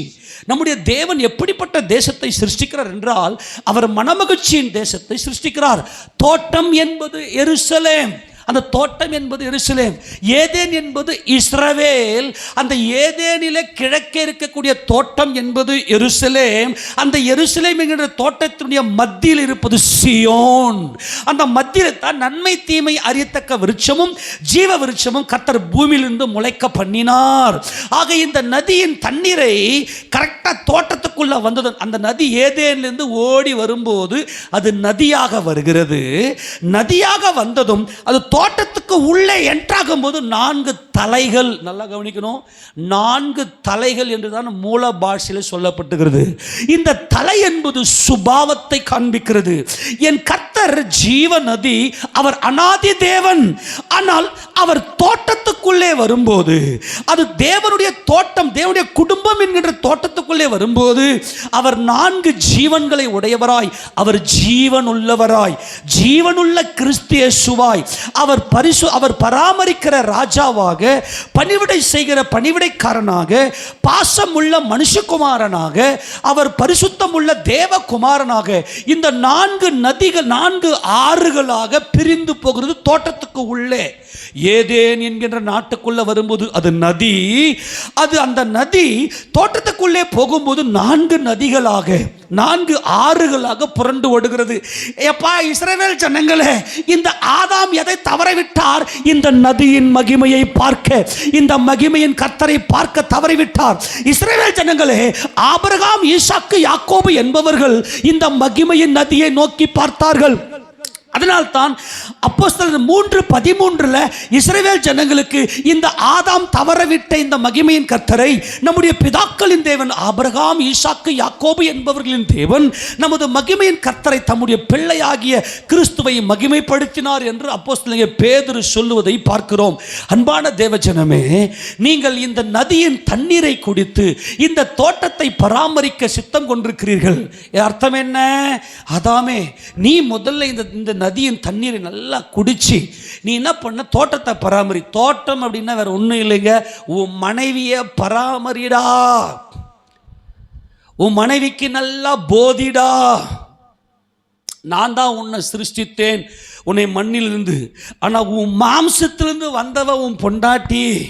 உன் மனைவிக்கு நல்லா, உன் குடும்பத்துக்கு நல்லா போதிச்சு இந்த மகிமையை காட்டு, அவர்களுக்குள்ளே விசாலத்தை காட்டு. அப்பதான் உனக்கு பயங்கர பெரிய விசாலம் வரும். இப்போ இந்த ஆதாம் நல்லா பார்க்குறாரு. ஓகே, இப்போ அதாவது ஏதேன் தோட்டம் அப்படின்னா என்ன தோட்டம்? யார் வீட்டில் தோட்டம் இருக்கு? இப்போ யார் வீட்டில் தோட்டம் இருக்கு? தோட்டம் இருக்கு, நீங்கள் என்ன பண்ணுவீங்க? தம்மா தூண்டு. எங்கள் வீட்டில் கூட தோட்டம் இருக்குது. அப்படி இப்போ முன்னாடி பாருங்கள், எவ்வளோ பெருசு பாருங்கள். அங்கே பக்கத்தில் கொய்யா மரம் இருக்கும், அப்படியே பக்கத்தில் நிறைய சின்ன நிறைய பூச்சட்டி, அந்த சட்டியிலெல்லாம் வச்சு நிறைய முன்னாடி கூட தோட்டம். நம்ம கண்ணுக்கு தோட்டம் அப்படின்னதும் தம்மா தூண்டு மொட்டு விட்டா மாதிரி எப்படி இருக்கும். பல தேசங்களை உள்ளடக்கினது தான் ஏதேன் தோட்டம். ஆமீன் சொல்லுங்கள். ஆக்சுவலாக ஸ்ரீலங்காவிலிருந்து பிடிக்கணும்.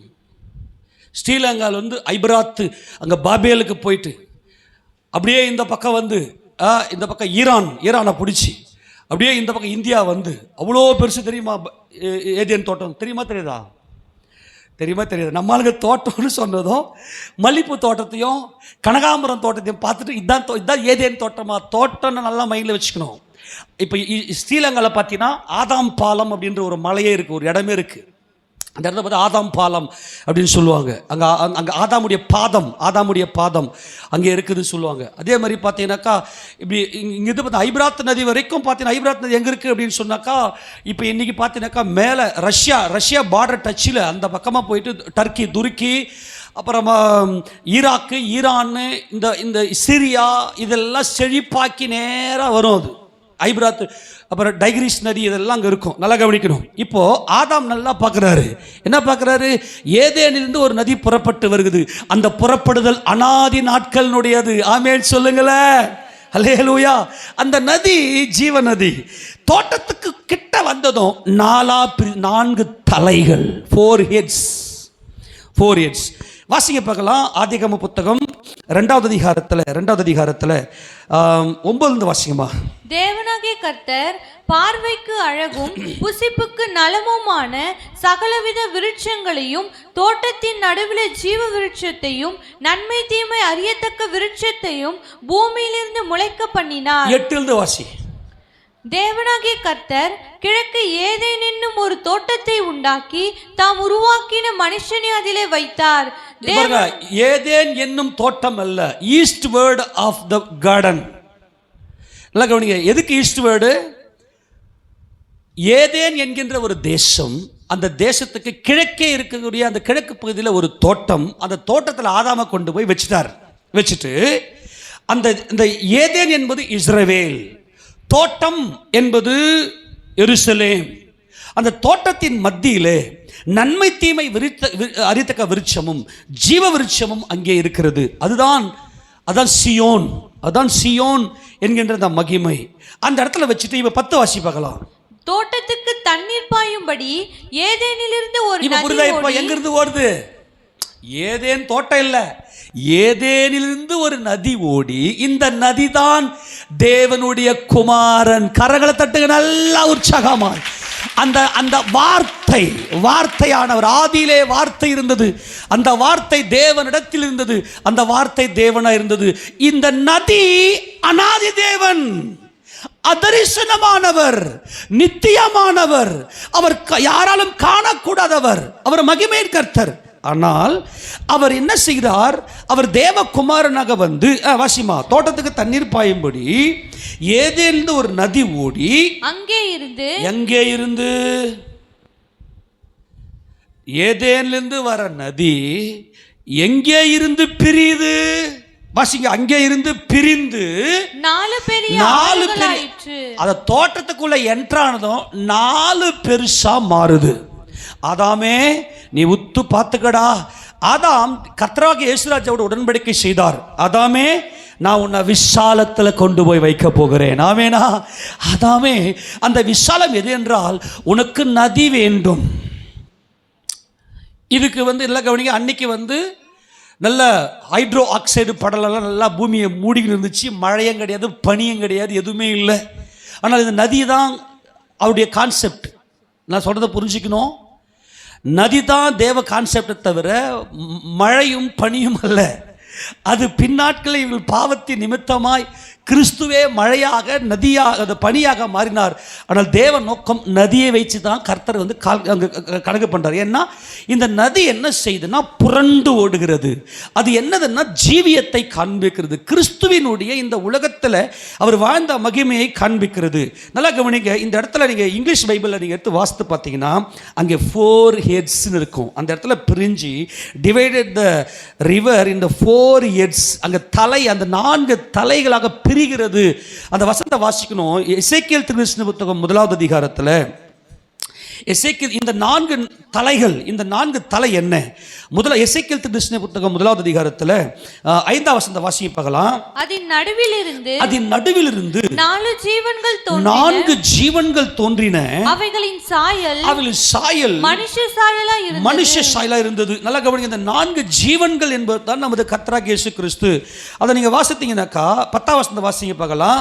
அவைகளுடைய முகங்களின் சாயலாவது வலது பக்கத்தில் 4 மனுஷ வலது பக்கத்தில் 4 மனுஷ முகமும் சிங்க முகமும் இடது பக்கத்தில் 4 எருது முகமும் கழுகு முகமுமாய் இருந்தன. இப்ப நல்லா கவனிங்க. மனுஷ முகம் என்பது லூக்கா சுவிசேஷம், சிங்க முகம் என்பது மத்தேயு சுவிசேஷம், அப்புறம் இடது பக்கத்தில் எருது முகம் என்பது மார்க்கு சுவிசேஷம், பறக்கிற கழுகு அதுவும் யோவான் சுவிசேஷம்.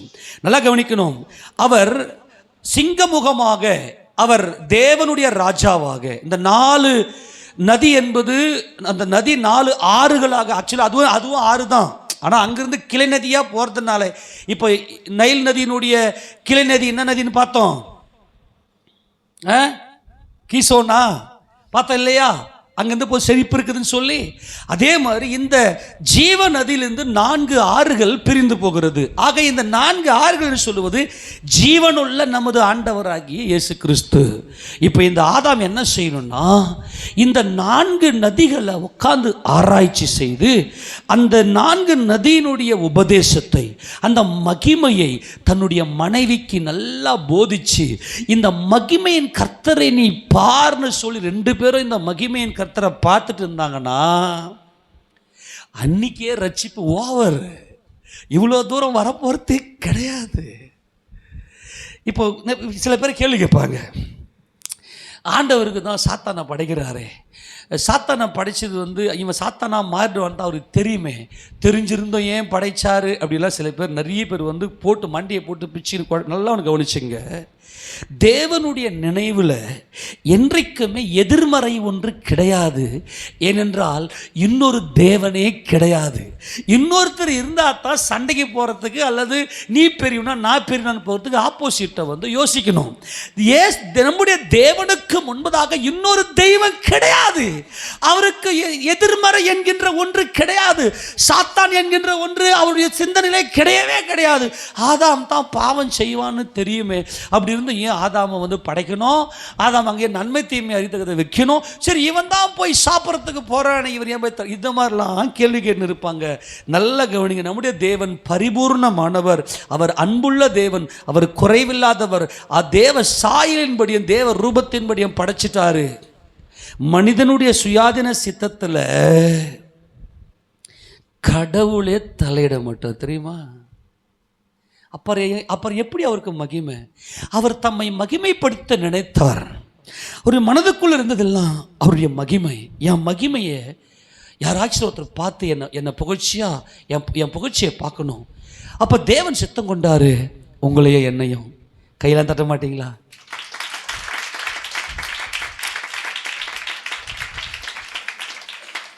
அவர் நேராக உள்ள பூந்து, டேய் நான் தான் மகிமையின் கர்த்தர், தபர் பையனு பாரு, என்ன பாரு, அப்படியே பார்த்துருவாரு.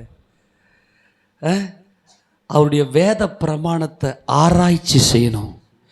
ஆராய்ந்து பார்க்குற இஸ்ரவேல் ஜனங்களை கர்த்தர் விசாலத்தில் கொண்டு போய் வைப்பேன் என்று வாக்குத்தத்தம் கொடுத்தார். ஆனால் இஸ்ரவேலர்கள் இந்த கல்வாரி சிலுவையில் தூக்கப்பட்ட மகிமையின் கர்த்தரை அவர்கள் சிலுவையில் அறிந்தார்கள்.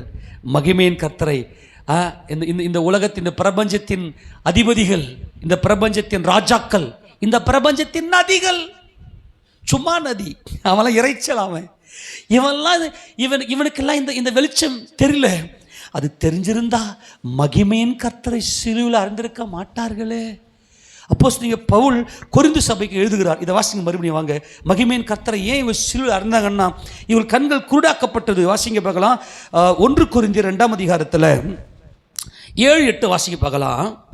உலக தோற்றத்துக்கு முன்னே தேவன் நம்முடைய மகிமைக்காக ஏற்படுத்தினதும் மறைக்கப்பட்டதுமாய் இருந்த ரகசியமான தேவ ஞானத்தை, அந்த நதி தேவ ரகசியம்டா ஆதாமே. அந்த 4 கிளை நதிகள் என் கர்த்தருடைய ஜீவனுள்ள வாழ்க்கை. அவர் மகிமையின் கர்த்தராய் இந்த பூமியில ஜீவனுள்ளவராய் வாழ்ந்தார். அவர் உலக தோற்றத்துக்கு முன்னே தேவன் யாருடைய மகிமைக்காக, நம்முடைய மகிமை. கயிறுகளை தட்டுங்கப்பா. எவ்வளவு தெரியும்? அவர் மகிமையின் கர்த்தர், தேவன் மகிமையின், அவர் மகிமைக்கு அவர் மகிமையே அவர்தான். தேவன் மகிமை. ஆனால் அவர் தம்மை மகிமைப்படுத்த சித்தம் கொண்டது யாருன்னா நம்மை. எது அவருக்கு மகிமைனா, நாம் மகிமை அடைவது தான் அவருக்கு மகிமை. நான் மகிமை அடையணும்னா நான் விசாலம்னா எனக்கு சத்துருவே சகலமும் நன்மை என்கின்ற கான்செப்டுக்குள்ளே வரணும். நமக்கு நேரம் ரொம்ப ஓடிச்சு, இல்லைன்னா இப்போ உதாரணம்லாம் இப்போ பார்க்கணும். இப்போ சகலமும் நன்மை சத்துருவே கிடையாது. யோசேப்பை விற்று போட்டாங்க. இப்போ ஏறக்குறைய இப்போ சோத்துக்கு வந்து யோசேப்பு கிட்ட நிற்கிறாங்க சகோதரர்கள்லாம். எப்பா, என்னை விற்று போட்டதுக்காக நீங்கள் தப்பாக நினைக்காதீங்கடா. என்னை நீங்கள் விற்று போட்டது ஜீவரட்சணையை உண்டாக்க சகலமும் நன்மை தான் விசாலத்தின் பாதை. சகலமும் எனக்கு சத்துருவே கிடையாது. எங்கள் வீட்டுக்காரர் எனக்கு பிரச்சனை, என் மனைவி எனக்கு பிரச்சனை, என் பிள்ளைங்க எனக்கு பிரச்சனை, என் பக்கத்து வீட்டுக்காரன் பிரச்சனை, இதெல்லாம் இல்லை. விசாலம், நீ இந்த மகிமையின் கர்த்தரை நோக்கி பார்த்துட்ட அப்படின்னா நீ மகிமைக்குள்ளே பிரவேசிப்ப. ஆதாம் எங்கே தவற விட்டாரோ அதை யோசேப்பு பிடிச்சிட்டாரு. யோசேப்பு மகிமையை அடைந்து விட்டாரு. நல்லா கவனிங்க, இந்த வசந்த வாசிங்களேன். உலக தோற்றத்துக்கு முன்னே தேவன் நம்முடைய மகிமைக்காக ஏற்படுத்தினதும் மறைக்கப்பட்டதுமாயிருந்த ரகசியமான தேவ ஞானம். அன்புள்ள தேவ ஜனமே, நீங்க எதை கேட்க வந்திருக்கிறீங்க? யாருடைய ஞானத்தை கேட்க வந்திருக்கிறீங்க? தேவ ஞானம். யாருடைய ஞானம்? தேவனுடைய ஞானத்தை கேட்கும்படி வந்திருக்கிறீர்கள். அது மறைக்கப்பட்டிருக்கிறது. அது உலக தோற்றத்துக்கு முன்னே ஏற்படுத்தப்பட்டது. ஆதாம படைக்கிறதுக்கு முன்னாடி ஏற்படுத்தப்பட்டு, ஆதாமே இந்த தேவ ராஜ்யம் இவர் தேவனுடைய ராஜா. இந்த 4 அவர் ஜீவனுள்ள வாழ்க்கையை நோக்கிப்பார். அவர் ஜீவனுள்ள தேவன். பிதாவாகிய தேவன் தம்மில் தாமே ஜீவனுடையவராய் இருக்கிறது போல மனுஷகுமாரனும் தேவனுடைய குமாரனும் தம்மில் தாமே ஜீவனுடையவர் இருக்கும்படிக்கு அவர் அருள் செய்திருக்கிறார். இந்த தேவ ஞானத்தை பேசுகிறோம். வாசிங்களேன். அதை இப்பிரபஞ்சத்து பிரபுக்கள் நதிகள் எழும்பின, நதிகள் அலைதிரண்டு எழும்பின, நதிகள் இறைச்சலிட்டு எழும்பின. ஆமாம், சுய புத்தி. இதான் இந்த பிரபுக்கள். எத்தனை பேர் புரியுது வரைக்கும்? ஆமெனா? இந்த பிரபஞ்சத்து பிரபுக்களில் ஒருவனும் அறியவில்லை. அறிந்தார்களானால் மகிமையின் கர்த்தரை அவர்கள் சிலுவையில் யார் இந்த மகிமையின் கர்த்தர்? அவர் சர்வ வல்லமையுள்ள இயேசு ராஜன். அல்லேலூயா, ஆமென். இப்போ யோசேப்பு என்ன செய்றாருன்னு மட்டும் பார்க்கலாம். நீங்கள் கவலைப்படாதீங்கப்பா. வாசி அதை 45ஆம் அதிகாரத்தை வாசி. இதாங்க விசாலத்தில் இருக்கக்கூடிய பாதை, சத்துருவே கிடையாது. வாசிங்க பார்க்கலாம். 45ஆம் அதிகாரம் ஆதிகாம புத்தகத்தில். நமக்கு நேரம் இல்லையே, நீங்கள் என்ன தெரியும் பார்க்கணும். 5 வாசிங்க பார்க்கலாம். என்னை இவ்விடத்தில் வரும்படி விற்று போட்டதினால் நீங்கள் சஞ்சலப்பட வேண்டாம், அது உங்களுக்கு விசனமாய் இருக்கவும் வேண்டாம். ஜீவரட்சணை செய்யும்படிக்கு தேவன் என்னை உங்களுக்கு முன்னே அனுப்பினார். தேவன் உங்களுக்கு முன்னே அனுப்பினார். ஆமெனா? எப்பா, என்ன நீங்க வெறுங்குயில தூக்கி போட்டு அங்கிருந்து இஸ்மவேலர்கள் கையில என்னை வித்து போட்டு நான் அங்க போய் அடிமையா போயிட்டு அங்க நான் பட்ட பாடு, அது எருது கழுதை என்கின்ற அனுபவத்துக்குள்ள யோசேப்பு வருகிறார். அதனால நீங்க ஒன்னும் கவலைப்படாதீங்க. நீ எனக்கு துரோகம் பண்ண நினைக்கிறியா? இதுதாங்க விசாலத்தின் பாதை. ஏனென்றால் இவர் மகிமையின் கர்த்தரை கண்டவர். தம்முடைய சகோதரர்களுக்கு முன்பதாக இவர் தாழ்த்துகிறார். இங்க மனத்தாழ்மை உடையவராய் தம்முடைய சகோதரர்களை உற்சாகப்படுத்துகிறார். நல்லா கவனிக்கணும். ஜீவரட்சணையை உண்டாக்கும் நான் ஜீவனாய் இருக்கிறேன். ஜீவனுள்ள தேவன் எனக்குள்ளே வாசமா இருக்கிறார். அதனால நீங்க போய் அப்பா கிட்ட போய் என் மகிமையை போய் சொல்லு. அல்லேலூயா. என் மகிமை எகிப்தில் இருக்கிற மகிமையை போய் சொல்லு. வாசிங்க பார்க்கலாம். 13ஆம் வசனம் வாசி. 45, 13. எகிப்திலே எனக்கு உண்டாக சகல மகிமை. கையை தட்டுங்களேன். இது சகல மகிமை என்பதுதான் மகிமையின் மேல் மகிமை. glory to glory, broad, விசாலத்தின் பாதை, மகிமையின் மேல் மகிமை. நாமும் நீங்களும் மகிமை அடைய போகிறோம் சீக்கிரமாய். ஆமெனா? அப்போ எங்க விசாலம்? நம்முடைய வாழ்க்கையில் எல்லாம் விசாலமா இருக்கணும். எதுவுமே நெருக்கம் சுருக்கம் அதெல்லாம் கிடையாது. எல்லாமே மகிமை, சகல மகிமைன்னு சொல்லியிருக்கலாமே. அது என்ன? சகல மகிமை. அதுதான் மகிமையின் மேல் மகிமை. இப்போ அந்த நதி போகுது. அங்கே அந்த தோட்டத்திலிருந்து 4 உன் குடும்பத்தில் உன் தோட்டத்துக்குள்ள இந்த ஜீவனுள்ள வாழ்க்கை வெளிப்பட வேண்டும். அந்த வசனத்தை வாசித்து நம்ம தோட்டத்துக்கு நேராக போகலாம். வாசிங்க யோவான் சுவிசேஷ புத்தகத்தில். அங்கே கர்த்தர் எப்படி தம்மை குறித்து தேவனுக்கு தம்மை ஈக்குவலாக, நான் தேவனுடைய குமாரன் என்று சொல்லி எப்படி சொல்றாரு பாருங்க பார்க்கலாம். 5ஆம் அதிகாரம் வாசிங்க. 5:26 வாசிங்க. ஏனெனில் 5:26 யோவான் 5:26 ஏனெனில் பிதாவானவர் தம்மில் தாமே ஜீவனுடையவராய் இருக்கிறது போல குமாரனும் தம்மில் தாமே ஜீவனுடையவராய் இருக்கும்படி அருள் செய்திருக்கிறார். மேன் அங்க கூட அவருடைய தாழ்மையை பாருங்க. என் பிதா எனக்கு கிருபை கொடுத்திருக்கிறார், உங்களுக்கு முன்பதாக தாழ்த்தும்படியாய் 4 ஜீவன்களாய் நான் இந்த பூமியில ஜீவிக்கும்படியாய் என் கர்த்தர் எனக்கு அருள் செய்திருக்கிறார் என்று சொல்லி அங்கே அந்த 4 நதிகளை ஆதாமு கையில கொடுத்து இந்த தோட்டத்தை போயிட்டு நீ பண்படுத்து ஆதாமே அப்படின்னு சொல்லி கொடுத்தாரு. வாசிங்க பார்க்கலாம். முதலாம் ஆறுக்கு என்ன பேரு? வாசிங்க பார்க்கலாம். 11ஆம் வசனத்தை வாசிங்க. முதலாம் ஆற்றுக்கு பைசோன் என்று பேர். அது ஆவிலா தேசம் முழுவதையும் சுற்றி ஓடும். அவ்விடத்திலே பொன் விளையும். அத்தேசத்தின் பொன் அல்லது அவ்விடத்திலே பிதோலாவும் கோமேதக கல்லும் உண்டு. 2ஆம் ஆற்றுக்கு கீகோன் என்று பேர். அது எத்தோப்பியா தேசம் முழுவதையும் சுற்றி ஓடும். 3ஆம் ஆற்றுக்கு இதக்கல் என்று பேர். அது அசிரியாவுக்கு கிழக்கே ஓடும். 4ஆம் ஆற்றுக்கு ஐபிராத்தே என்று பேர். இப்போ ஆறுகள், அந்த ஆறுகள் தான் நாகரிகங்கள் உண்டாச்சு நம்ம பார்த்தோம் இல்லையா? ஆறுகள் பக்கத்துல தான் நாகரிகங்கள் உண்டாகிறது. இப்போ கர்த்தர் என்ன சொல்றாருன்னா, முதலாம் ஆறு இப்போ எங்க அந்த முதலாம் ஆற்றுக்கு என்ன பேரு? பைசோன் என்று பேர். அது எந்த தேசத்துக்கு போகுது? ஆவிலா தேசத்துக்கு போகுது. 2ஆம் ஆற்றுக்கு என்ன பேரு? கீகோன்னு பேரு. அது எங்க போகுது? எத்தியோப்பியாவுக்கு போகுது. 3ஆம் ஆற்றுக்கு இதக்கேல் என்று பேர். அதுக்கப்புறம் அது எங்க போகுது? அசிரியாவுக்கு போகுது. 4ஆம் ஆற்றுக்கு ஐபிராத் என்று பெயர். அது எங்க போகுது? ஐபிராத் எங்க இருக்குது? பாபிலோன். ஆமேனா? அங்கே விடுபட்டு பாபிலோன் அங்கே விடுபட்டிருக்கிறது. அது ஒரு அருவருப்பு. நல்லா கவனிச்சிங்க. இப்போ நான் விஷயத்துக்கு வரேன். இப்போ ஆண்டவர் முதலாம் ஆற்றை மாத்திரம் நல்லா விவரமாக எழுதி வைக்கிறார். இந்த முதலாவது ஆறு என்பது நமது ஆண்டவராக இயேசு கிறிஸ்து ஒரு நீதிமான், ஒரு மனுஷகுமாரன். அவர் மனுஷனாக இந்த பூமிக்கு வந்து தேவன் மாம்சத்திலே வெளிப்பட்டார். அவர் யோசேப்புடைய குமாரன் என்று எண்ணப்பட்டார் என்கின்ற கான்செப்ட்ல தான் இந்த முதலாவது ஆறு இருக்கிறது. முதலாம் ஆற்றுக்கு பைசோன் என்று பெயர். பைசோன் என்று சொன்னால் இன்க்ரீஸ் என்று அர்த்தம். நல்லா கவனிங்க. மகிமையின் கர்த்தருக்குள்ள என்ன இருக்கிறது தெரியுமா? பைசோன். இந்த பைசோன் என்றால் இன்க்ரீஸ். இன்க்ரீஸ் என்றால் பெருகு. அதாவது நோ லிமிட், எல்லையே இல்லை உன் பெருக்கத்துக்கு. எத்தனை பேர் விசுவாசிக்கிறீங்க? உங்க பெருக்கத்துக்கு எல்லையே கிடையாதுங்க. ஏனென்றால் என் கர்த்தராகிய இயேசு கிறிஸ்துவுக்குள் தான் இந்த பைசோன் இருக்கிறது. இந்த பைசோன் எப்படிப்பட்டது என்றால் இன்க்ரீஸ். தேவன் ஆதாமுக்கு சொன்னார், நீ பழுகி பெருகி பூமியை நிரப்பு. அவருடைய நோக்கமே நீ பழுகி பெருக வேண்டும், உன் எல்லைகள் விஸ்தாரமாக வேண்டும், நீ பெருக வேண்டும், நீ சுருங்க கூடாது, நீ சுருங்க முடியாது. என்னால் மகிமையின் கர்த்தர் உன்னோடு உனக்குள் இருப்பாரே, ஆனால் உன்னுடைய வாழ்க்கை, உன் ஜீவியம் பெருகும். அதில் ஒரு சுருக்கமும் கிடையாது. ஆக நமது ஆண்டவராகிய இயேசு கிறிஸ்து எப்படிப்பட்டவர் என்று சொன்னால் நல்லா புரிந்து கொள்ள வேண்டும். அவர் பெருகுகிறவர். கிறிஸ்து இயேசுவுக்குள்ளிருந்து தான் எல்லாமே சிருஷ்டிக்கப்பட்டுச்சு. அவருக்குள்ள சுருக்கமே கிடையாது. ஆக இந்த பைசோன் என்பது இன்க்ரீஸ். அவர்தான் இந்த பிரபஞ்சத்தின் தேவனாய், சொல்லுங்க, அவர்தான் இந்த பிரபஞ்சத்தின் தேவனாய் இருக்கிறவர். இப்ப நல்லா கவனிங்க. அவர்தான் குமாரனாய் இருக்கிறவர். அவருக்குள்ள எல்லாம் பெருகுகிறது, எல்லாம் சிருஷ்டிக்கப்படுகிறது. அதுதான் இந்த பைசோன். எத்தனை பேர் புரியுது? இந்த பிரபஞ்சம் விரிவடைகிறது, பெருகுகிறது. எல்லா சிருஷ்டியும் கர்த்தராகிய இயேசு கிறிஸ்துவுக்குள்ள தான் சிருஷ்டித்தார்.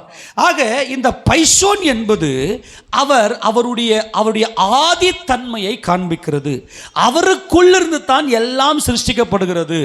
உண்டானது ஒன்றும் அவரால் அல்லாமல். ஆமென், அல்லேலூயா. சரி, இது எந்த தேசத்தை சுத்தி ஓடுது? ஆவிலா தேசம். ஆவிலா என்றால் சர்க்கிள் என்று அர்த்தம். சர்க்கிள்னா என்ன? வட்டம் என்று அர்த்தம். கடகட்டு ஒரு வட்டம் வரைங்க பார்க்கலாம். கடகட்டு வட்டம் வரையே. ஆஹா, கையில வரையணும். கையில வரி, ஒரு வட்டம் போடு. அப்படின்னா என்ன அர்த்தம்? ஆதியும் அந்தமும். அல்லேலூயா. ஆதி என்பது பிகினிங், அந்தம் என்பது எண்ட். நீ எங்க வட்டம் எப்ப முழுமை அடையும்? நீ எங்கே ஸ்டார்ட் பண்ணுறியோ அங்கே வந்து முடிச்சா தான். அங்கே ஒரே 1 mm இல்லை, நீ 0.5 mm கேப் விட வட்டம் கிடையாது. இந்த பைசோன் எல்லாவற்றுக்கும் ஆதியாக இருக்கிற இந்த பைசோன் என்பவர் எப்படிப்பட்டவர்னா, அவர்தான் ஆதியும் அந்தமும் ஆனவர், அவர்தான் அல்பாவும் ஒமேகாவும் ஆனவர், அவர்தான் முந்தினவரும் பிந்தினவரும் ஆனவர். கையை தட்டி மகிமை செலுத்துங்களேன். அது ஆவிலா தேசம். ஆதாமே, ஆபிரகாம், ஈசாக்கு, யாக்கோபு இந்த மகிமையை கண்டவர்கள். காரானூரில் குடியிருந்த ஆபிரகாமுக்கு இந்த மகிமையின் கர்த்தர் தான் தரிசனமாகி, நான் உனக்கு காண்பிக்கிற தேசத்துக்கு நீ வா என்று சொல்லி அவர் எங்கே அழைத்தார். ஆக இந்த இந்த இந்த மனுஷனாகிய இயேசு ஆதியும் அந்தமும், அவருக்குள் தான் சகலமும். ஆமெனா. நாசரேத்து ஊரார், பெத்லகேம்ல பிறந்த என் கர்த்தர், நாசரேத்தில் வளர்ந்த என் மகிமையின் கர்த்தர், அவர் நீ எப்படி பார்க்கணும்? ஆதாம் அவர் ஆதியும் அந்தமும், அவர் அல்பா ஒமேகா, அவர் சர்வ சிருஷ்டிக்கு முந்தின பேரு, அவர் ஆதி அந்தம், அவர் சர்க்கல். எல்லாம் புரிஞ்சிக்க. சரி, ஓகே. அடுத்தது, அது ஆவிலா தேசம் முது சுற்றி ஓடுதான். அவ்விடத்துல பொன் விலையதான். நான் வசந்தெல்லாம் காட்டணும்னா பொழுது விடிஞ்சிரும். நீங்கள் இதெல்லாம் நீங்கள் வீட்டில் போய் குறிப்பு எடுத்துக்கங்க, கவனிங்க. இப்போது வெளிப்படுத்தின விசேஷம் 1:8, அதே மாதிரி வெளிப்படுத்தின 1:17, இதில் எல்லாம் பார்த்தீங்கன்னா அவர் ஆதி அந்தம் அல்ஃபா ஒமேகா, அதுதான் ஆவிலா. அடுத்தது பார்த்தீங்கன்னா அது பொன் விளைகிறதாம். அங்கே என்ன விளையுதாம்? பொன் விளைகிறதாம். இந்த பொன் என்பது தேவனுடைய வசனம். ஆண்டவரே, உம்முடைய வார்த்தை பசும் பொன்னிலும் மிகுந்த பசும் பொன்னிலும் அது மேன்மையா இருக்கிறது. சகல பிரஸ்தாபத்தை பார்க்கலும் உம்முடைய வேதம் எனக்கு நல்லது, அது பொன்னை பார்க்கலும் விரும்பத்தக்கது.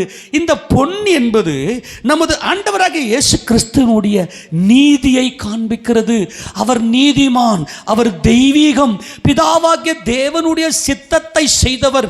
ஏன் இந்த ஆவிலா தேசத்தில் பொன் விளையது? ஆதாமே, நீ இவர் சாதாரணமாக நினைக்காத, இவர் தேவ சித்தம் செய்தவர். கர்த்தராகிய இயேசு கிறிஸ்து சிலுவையில் அவர் சாகும்போது, அவர் ஜீவனை கொடுக்கும் போது 100க்கு அதிபதி அவரை பார்த்து, மெய்யா இந்த மனுஷன் நீதிபரனாக இருந்தான். The righteous man, only one man. யார் அவர்? நமது ஆண்டவராகிய இயேசு கிறிஸ்து. அவ்விடத்தில் பொன் விளையதான். இந்த ஆவிலாக்குள்ள, இந்த ஆதியும் அந்தமும் ஆனவருக்குள்ள தான் பொன் விளைகிறது. இந்த பொன் என்பது தேவநீதி. தேவநீதி என்ன? தேவ சித்தத்தின்படியாய் தம்முடைய சகோதரர்களுக்காக தம் ஜீவனையே கொடுத்தார். நீதிமான் அவர். அந்த இடத்துல பொன் விளைகிறதாம். அந்த இடத்துல என்ன விளையதான் சொல்லுங்க? அந்த இடத்துல என்ன விளையதான்? பொன் விளையதான். அந்த பொன் நல்லதான். மனுஷனை சிருஷ்டித்து நல்லதுன்னு சொன்னாரா?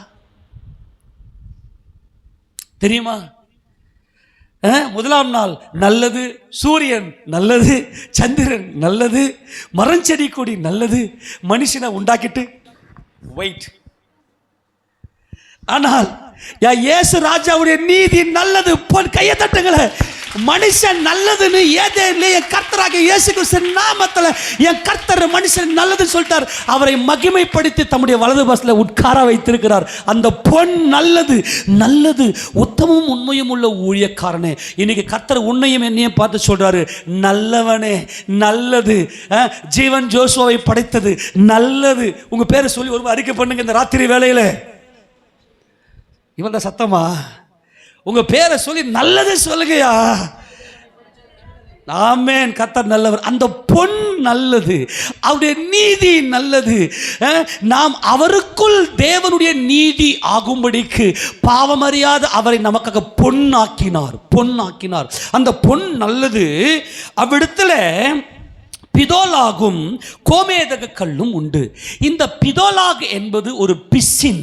அந்த பிசின் கம் ரெசின். அந்த பிசின் அப்படி ஓப்பன் பண்ணாவே, டச் பண்ணாவே அப்படியே உடம்பே மணக்குமா. அந்த ஸ்மெல்லு உள்ளே போச்சுன்னா, நல்லா கவனி, அந்த ஸ்மெல்லு உள்ளே போச்சுன்னா உடலேருந்து அப்படியே ஸ்மெல்லு வருமா. அப்படியே இந்த ஸ்மெல்லை பார்த்துட்டு ஆதாம் கிட்ட புலி, சிங்கம், ஒட்டகம், டைனோசர்லாம் இருந்துச்சு தெரியுமா இல்லையா? ஆமாம், இந்த டைனோசர்லாம் கிரியேஷன் படி அது எப்போ அழிஞ்சதெல்லாம் பக்காதான் இருக்கு. எல்லாம் ஆதாம் கிட்ட இந்த பிதோலாக் இருக்கும். இந்த பிதோலாக் என்று சொன்னால் அதனுடைய ரூட் வேர்டு பண்ண பாதல் என்றால் செப்பரேஷன். செப்பரேட்டட் நசரேயன். இந்த நசரேயன் தேவனுக்கென்று வேறு பிரிக்கப்பட்டவன். அவன் தீட்டுப்படக்கூடாது, திராட்சை ரசத்தில் தீட்டுப்படக்கூடாது, பிணத்தினால தீட்டுப்படக்கூடாது, அவன் முடிய நீளமா வளர்க்கணும், சவரகன் கத்தி அவன் தலைமையில படக்கூடாது. அதாமே இவர் பிதோலாக், இவர் செப்பரேஷன், இவர் வேறு பிரிக்கப்பட்டவர், இவர் கான்ஸ்கிரிகேட். ஏனென்று சொன்னால் இவர் மகிமையின் கர்த்தர், இவர் ஜீவனுள்ள தேவனுடைய குமாரன், இவர் நசரேயன். நசரேயனாகிய இயேசு யூதருடைய ராஜா என்று பெயரிடப்பட்டவர். ஆக இவர் எப்படிப்பட்டவராக இருக்கிறார் என்று சொன்னால், இது உன்ன மாதிரி இல்லடா, உன்னை மீட்கிறதுக்காக, உன்னை மகிமைப்படுத்துவதற்காக அநாதி தேவனுடைய தீர்மானத்தின்படி வந்த மகிமையின் கர்த்தர். ஆக இது பிதேலாக இருக்கு. அங்கே கோமேதக கல்லும் உண்டு. அதாமே இந்த மனுஷன் ஆபிரகாமுக்கு சொல்லி தரார். இப்ப ஆபிரகாம் எடுத்துங்க, ஆபிரகாமே, ஈசாக்கே, யாக்கோபே, அங்கே கோமேதக கல் உண்டு. அந்த கோமேதக கல் என்பது ஜீவனுள்ள கல். பிதாவாகிய தேவன் தங்குவதற்கு வாசஸ்தலம் எதுங்க? நம்முடைய சரீரம். அது நம்முடைய சரீரத்தில் தேவன் ஆவியா இருக்கிறார். தம்முடைய ஆவியை நம்மள பொழிந்தரில் இருக்கிறார். ஆக நான் என் பரீட்சிக்கப்பட்டதும் வெளியேற பெற்றதுமாகிய மூளைக்கல்லை சியோனிலே வைக்கிறேன். விசுவாசிக்கிறவன் பதறான், அந்த கல்லின் மேல் விசுவாசமாய் இருக்கிறவன் பதறான். இந்த கோமேதக கல் என்பது என் கர்த்தராகிய இயேசு கிறிஸ்து விலையேற பெற்ற கல். ஏனென்றால் தேவாதி தேவனே அவருக்குள் இருக்கிறார். என்னை கண்டவன் என் பிதாவை கண்டான். ஆக இந்த முதலாவது ஆறிலேயே என் ஆண்டவராக இயேசு கிறிஸ்து இந்த உலகத்தில் என்ன செய்து முடிக்கணும் அதை செஞ்சு முடிச்சிட்டார். He is a righteous man. அவர் தேவனுடைய நீதிமானாக இருக்கிறார். இந்த கோமேதக கல் என்பது விலையேற பெற்ற கல். 1 பேதுருவின் புத்தகத்தில் இந்த கற்கள் எல்லாம் எப்படி ஒன்று சேர்கிறது என்பதை குறித்து 1 பேதுருவின் புத்தகம் 2வது அதிகாரத்தில் தேவன் இங்கே சொல்வதை பார்க்கலாம். எடுத்து வாசிங்க பார்க்கலாம். 1 பேதுரு 2வது அதிகாரம் 2வது அதிகாரத்தில் 4வது வசனத்தை வாசிங்க பார்க்கலாம். மனுஷரால் தள்ளப்பட்டதாயினும் தேவனால் தெரிந்து கொள்ளப்பட்டதும் விலையேற பெற்றதுமாய் இருக்கிற இது விலையேற பெற்ற கோமேதக கல். ஆமென் சொல்லுங்க பார்க்கலாம். விலையேற பெற்றதுமாய் இருக்கிற ஜீவனுள்ள கல்லாகிய அவரிடத்திற்கு சேர்ந்தவர்களாகிய நீங்களும் ஜீவனுள்ள கற்களை போல, எல்லா கரங்களை தட்டி நாங்களும் கோமேதக கல், நாங்கள் பிதலாகு, நாங்கள் பொன், நாங்கள் ஆவிலா தேசம். ஆவிலா தேசம் அவர்தான். ஆமேனா, அவர்தான் ஆதியும் அந்தம். ஆனால் அவர் கொடுத்த ஆசீர்வாதங்கள் எல்லாம் அந்த கோமேதக கல், அந்த பிதலாக் எல்லாம் தேவன் நமக்கு தான் கொடுத்திருக்கிறார். நம்ம தேவன் வேறு பிரிச்சுட்டார். ஆமேனா இல்லையா? உலகத்திலிருந்து வேறு பிரிச்சுட்டார். பிதலாக் நமக்குள்ள கிறிஸ்துவின் ஜீவ வாசனை வீசுகிறது. அவரிடத்தில் சேர்ந்தவர்களாகிய நீங்களும் கோமேதக கல்லு தான். இப்போ இயேசுராஜா நமக்கு தலையா இருக்கிறாரு. இந்த கல்லெல்லாம் ஆலயமா இருக்குது. நம்ம எல்லாம் ஒன்று சேர்ந்து உட்கார்ந்து தேவனை பாடி துதிக்கிறோமே, இந்த ஆலயத்தில் தேவன் மகிமைப்படுகிறார். அல்லேலூயா. இந்த கோமேதக கல் தான் முடிஞ்சு போச்சு, சப்ஜெக்டே முடிஞ்சு போச்சு. ஆக அவர் இந்த கல்லுகள் எல்லாம் ஒன்று சேர்ந்து தேவாலயமாக கட்டார். இதுதான் தேவனுடைய ஆலயம். நம்ம எல்லாம் ஒன்று சேர்ந்து ஒருத்தரை மாற்றி ஒருத்தர் அன்புள்ளவர்களாக பிரைஸ் தி லார்ட், இதெல்லாம் பிரைஸ் தி லார்ட் சொல்கிறோம். வெளியே பார்க்கும்போது அன்பை பகிர்ந்து கொள்கிறோம். வீட்டு கூட்டம் வச்சா வீட்டு கூட்டத்தில் ஒரே குடும்பமாய் எல்லாத்தையும் பகிர்ந்து கொள்கிறோமே, அது ஜீவனுள்ள தேவனுடைய கோமேதக கல். நம்ம எல்லா இடத்துல ஒன்று சேர்ந்து அந்த வசனம் நல்லா ஃபுல்லா வாசிமாத. ஜீவனுள்ள கற்களை போல் ஆவிக்கேற்ற மாளிகையாகவும் இயேசு கிறிஸ்து மூலமாய் தேவனுக்கு பிரியமான ஆவிக்கேற்ற பலிகளை செலுத்தும்படிக்கு பரிசுத்த ஆசாரிய கூட்டமாகவும் கட்டப்பட்டு வருகிறீர்கள். ஆமா, நாமெல்லாம் பரிசுத்த ஆசாரிய கூட்டமாய், நீங்களோ உங்களை அந்தகாரத்தினின்று மனப்படமாக சொல்லுங்க, தம்முடைய ஆச்சரியமான ஒளிநிலத்திற்கு வரவழைத்துடைய புண்ணியங்களை அறிவிக்கும்படி தெரிந்து கொள்ளப்பட்ட சந்ததியாயும் ராஜரிகமான ஆசாரிய கூட்டமாயும் பரிசுத்த ஜாதியர்கள் சொந்த ஜனமாயும் இருக்கிறீர்கள். இந்த சொந்த ஜனம்தான் அந்த கற்கள். ஆமென் சொல்லுங்க பார்க்கலாம். அல்லேலூயா. இந்த ராஜரிக ஆசாரிய கூட்டம் தான் கற்கள். இதெல்லாம் ஒன்று சேர்ந்து தேவனை மகிமைப்படுத்துகிறோம்.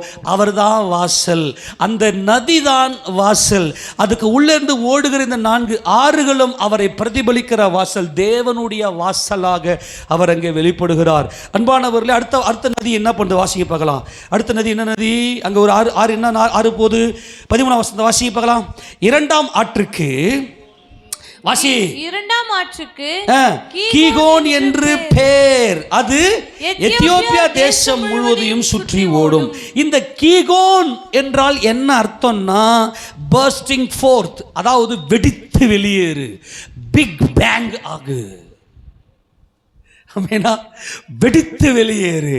அது என்னது? அது பிக் பேங். அதாவது இந்த கீகோன் என்பது எப்படிப்பட்டது என்றால், அது ஒரு ஊற்று. அந்த ஊற்றில் சகல சிருஷ்டிகளும் அவருக்குள்ளிருந்து வெளியேறுகிறதுனால அவர்தான் சகல சிருஷ்டிக்கும் ராஜாவாக இருக்கிறார்.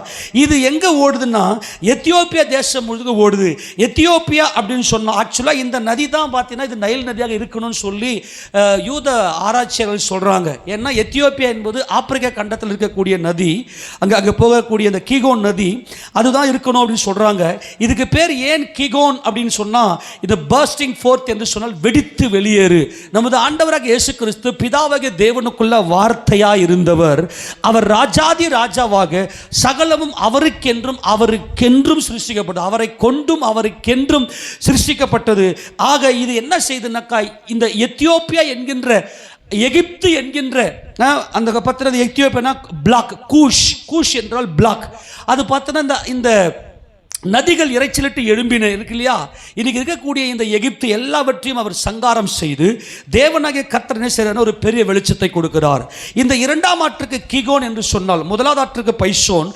அவர் நீதி உள்ளவர், அவர் நீதிமான், தேவனுடைய நீதிமான் என்பது நிரூபணமாகிறது. இரண்டாம் ஆற்றுக்கு கீகோன் என்று சொன்னால் அவர் ராஜா. ஏனென்றால் சாலமோன் ராஜாவை தாவீது என்ன சொல்லுவார்னா, நீங்கள் கீகோன் ஊற்றண்டையில் சாலமோன் ராஜாவை கொண்டு போய் அங்கே அவரை ராஜாவாக நிற்க வைத்து அவரை கழுதின் மேல் ஏற்றி எக்காலம் ஊதி ராஜா வாழ்க என்று சொல்லுங்கள் என்று சொல்லுவார். அப்படியானால் இந்த இரண்டாம் ஆற்றுக்கு கர்த்தர் இங்கே என்ன சொல்றார்னா, இயேசு தான் என்றென்றைக்கும் ராஜாதி ராஜா என்பதை வெளிப்படுத்துகிறது. கரங்களை தட்டி மகிமை செலுத்துவோமா? அப்புறம் எப்படி நான் நிர்வாணின்னு சொல்லி ஆதாம் ஓடி ஒளிஞ்சிக்கினேன்? இந்த கீகோன் வாசிப்பாங்களா 1 ராஜாக்களின் புத்தகத்தில் தாவீது என்ன சொல்லி அனுப்புவார்? ஒரு வசனம் மட்டும் தான் காட்டுறேன் உங்களுக்கு, நிறைய வசனங்கள் உண்டு. நான் நேரம் ஆயிடுச்சுனால ஒரு வசனம் மட்டும் காட்டுறேன், நீங்கள் புரிந்து கொள்ளுங்க. தேவன் நமக்கு உதவி செய்வார். 1 ராஜாக்களின் புத்தகம் 1வது அதிகாரத்தில் அங்கே தாவீது ராஜா என்ன சொல்லுவார்னா, 32, 33, 34 வாசிக்க பார்க்கலாம் வேகமா. பின்பு தாவீது ராஜா ஆசாரியனாகிய சாதோக்கையும் தீர்க்கதரிசியாகிய நாத்தானையும் யோய்தாவின் குமாரன் பெனாயாவையும் என்னிடத்தில் வரவழையுங்கள் என்றான். அவர்கள் ராஜாவுக்கு முன்பாக பிரவேசித்த போது ராஜா அவர்களை நோக்கி, நீங்கள் உங்கள் ஆண்டவனுடைய சேவகரை கூட்டிக் கொண்டு என் குமாரனாகிய சாலமோனை என் கோவேறு கழுதையின் மேல் ஏற்றி அவனை கீகோனுக்கு அழைத்து கொண்டு போ. அங்கே ஆசாரியனாகிய சாதோக்கும் தீர்க்கதரிசியாகிய நாத்தானும் அவனை இஸ்ரவேலின் மேல் ராஜாவாக அபிஷேகம் பண்ண கடவர்கள். பின்பு எக்காலம் ஊதி ராஜாவாகிய சாலமோன் வாழ்க என்று வாழ்த்துங்கள். இந்த ஆதாம் ராஜாவாகிய சாலமோனே, என் சமாதானத்தின் ராஜாவே, என்னை தேவனண்டிலே சமாதானப்படுத்தின மகிமையின் ராஜாவே, நீ வாழ்க என்று வாழ்த்தணும். ஆனால் ஆபிரகாம் வாழ்த்தினார். இவர் என் ராஜா என்று சொல்லி, இது எத்தியோப்பியா என்று சொல்லுவது அது ஒரு அந்தகாரம். இவர்தான் பர்ஸ்டிங் ஃபோர்த், இவர்தான் சர்வ சிருஷ்டிக்கும் முந்தினவர், இவருக்குள்ளதான் சகலமும் சிருஷ்டிக்கப்பட்டது, இவரை கொண்டும் இவருக்கென்றும் தான் தேவன் சகலத்தையும் சிருஷ்டித்தார் என்கின்ற அந்த வெளிச்சம் இந்த எகிப்துக்குள்ள இல்லை. அதனால இது என்ன பண்ணுதுன்னா, இது எத்தியோப்பியா தேசம் முழுக்கும் ஓடுகிறது. இன்னைக்கும் பார்த்தோன்னா எகிப்தில் பார்த்தீங்கன்னா நாங்கள் தான் இந்த முதற் பேரு புரிஞ்சு போச்சா? இப்போ அவர் தான் இயேசு தான் முதற் பேர். ஆனால் எகிப்தில் ஏன் இந்த முதற் பேர், பார்வோன் ஏன் முதற் பேரை கொண்டு வந்து ஆட்சிக்கு கொண்டு வரான் அப்படின்னு சொன்னால், இதெல்லாம் பயங்கரமான ஸ்பிரிட்டுங்க. இதெல்லாம் புரிஞ்சுன்னு உங்களுக்கு. நான் தான் ராஜா, அதான் கத்துறங்க முதற் பேரை சங்காரம் பண்ணி நான் தாண்டா அந்த கீகோன். இந்த எகிப்து முழுக்கும், இந்த முழு தேசத்துக்கும் நானே ராஜாதி ராஜா. முதலாவது ஆற்றில் பைசோன் ஆற்றில் அவர் நீதிமான், இரண்டாவது ஆற்றில் அவர் ராஜாதி ராஜா என்கின்ற மகிமை வெளிப்படுகிறது. நான் வேகமாக வந்துடுற டைம் இல்லை. அடுத்தது 14 வசந்த வாசிப்பாலாம். 2:14. மூன்றாம் ஆற்றுக்கு தக்கேல் என்று பெயர். அது அசிரியாவுக்கு கிழக்கே ஓடும். நல்லா கவனி, இது அசிரியாவுக்கு போகுது. இன்னைக்கும் பார்த்தா அசிரியா என்ன பண்ணுது, நாங்கள் ஒரு ராஜா என்று நிற்கிறது. இந்த எல்லா எதிர் வல்லமைகளையும் கர்த்தர் இன்றைக்கு முறியடிக்கிறார். ஆமென் சொல்லுங்க பார்க்கலாம். இந்த எல்லா எதிர் வல்லமையும் எப்படி முறியடிக்க? மூன்றாம் ஆற்றுக்கு என்ன பேர்னாக்கா இதக்கேல் என்று பெயர். தெக்கேல் என்று சொன்னால் ரேபிட் என்று அர்த்தம். ரேபிட் என்று சொன்னால் வேகம், ஸ்பீடு, ரொம்ப வேகமாய் செயல்படுவது. நல்லா கவனிங்க. எப்போ வேகமாக செயல்படுவோம்? நம்ம எப்போ வேகமாக செயல்படுவோம்? ஒரு யுத்தம் பண்ணும்போது கொஞ்சம் ஸ்லோவாக இவன் வாளை சுருட்டினா கூட அவன் வாள் இங்கே என்ன பண்ணிடும், இவனை போட்டுரும். அப்போ எப்படி ஸ்பீடு இருக்கணும்னா, யுத்தம் பண்ணும்போது எப்படிப்பட்ட ஸ்பீடு இருக்கணும்னாக்கா, எதிரியை ஒரே ஒரு கண்ணிமைக்கிற நேரத்தில் எதிரியை முடிக்கிற அந்த அந்த அந்த காரியம் இருக்கணும். நமது ஆண்டவராக இயேசு கிறிஸ்து இத கேள், அவர் எப்படிப்பட்டவர்? அவர் ரேபிட். அவர் சத்துருவின் தலையை நசுக்கும்படியாய் அவருடைய பலத்த கரமும் அவருடைய ஓங்கிய புயமும் என்றென்றைக்கு நிலைத்திருக்கிறது. இவர் ராஜாவாக அவர் ஆளுகை செய்கிறார்.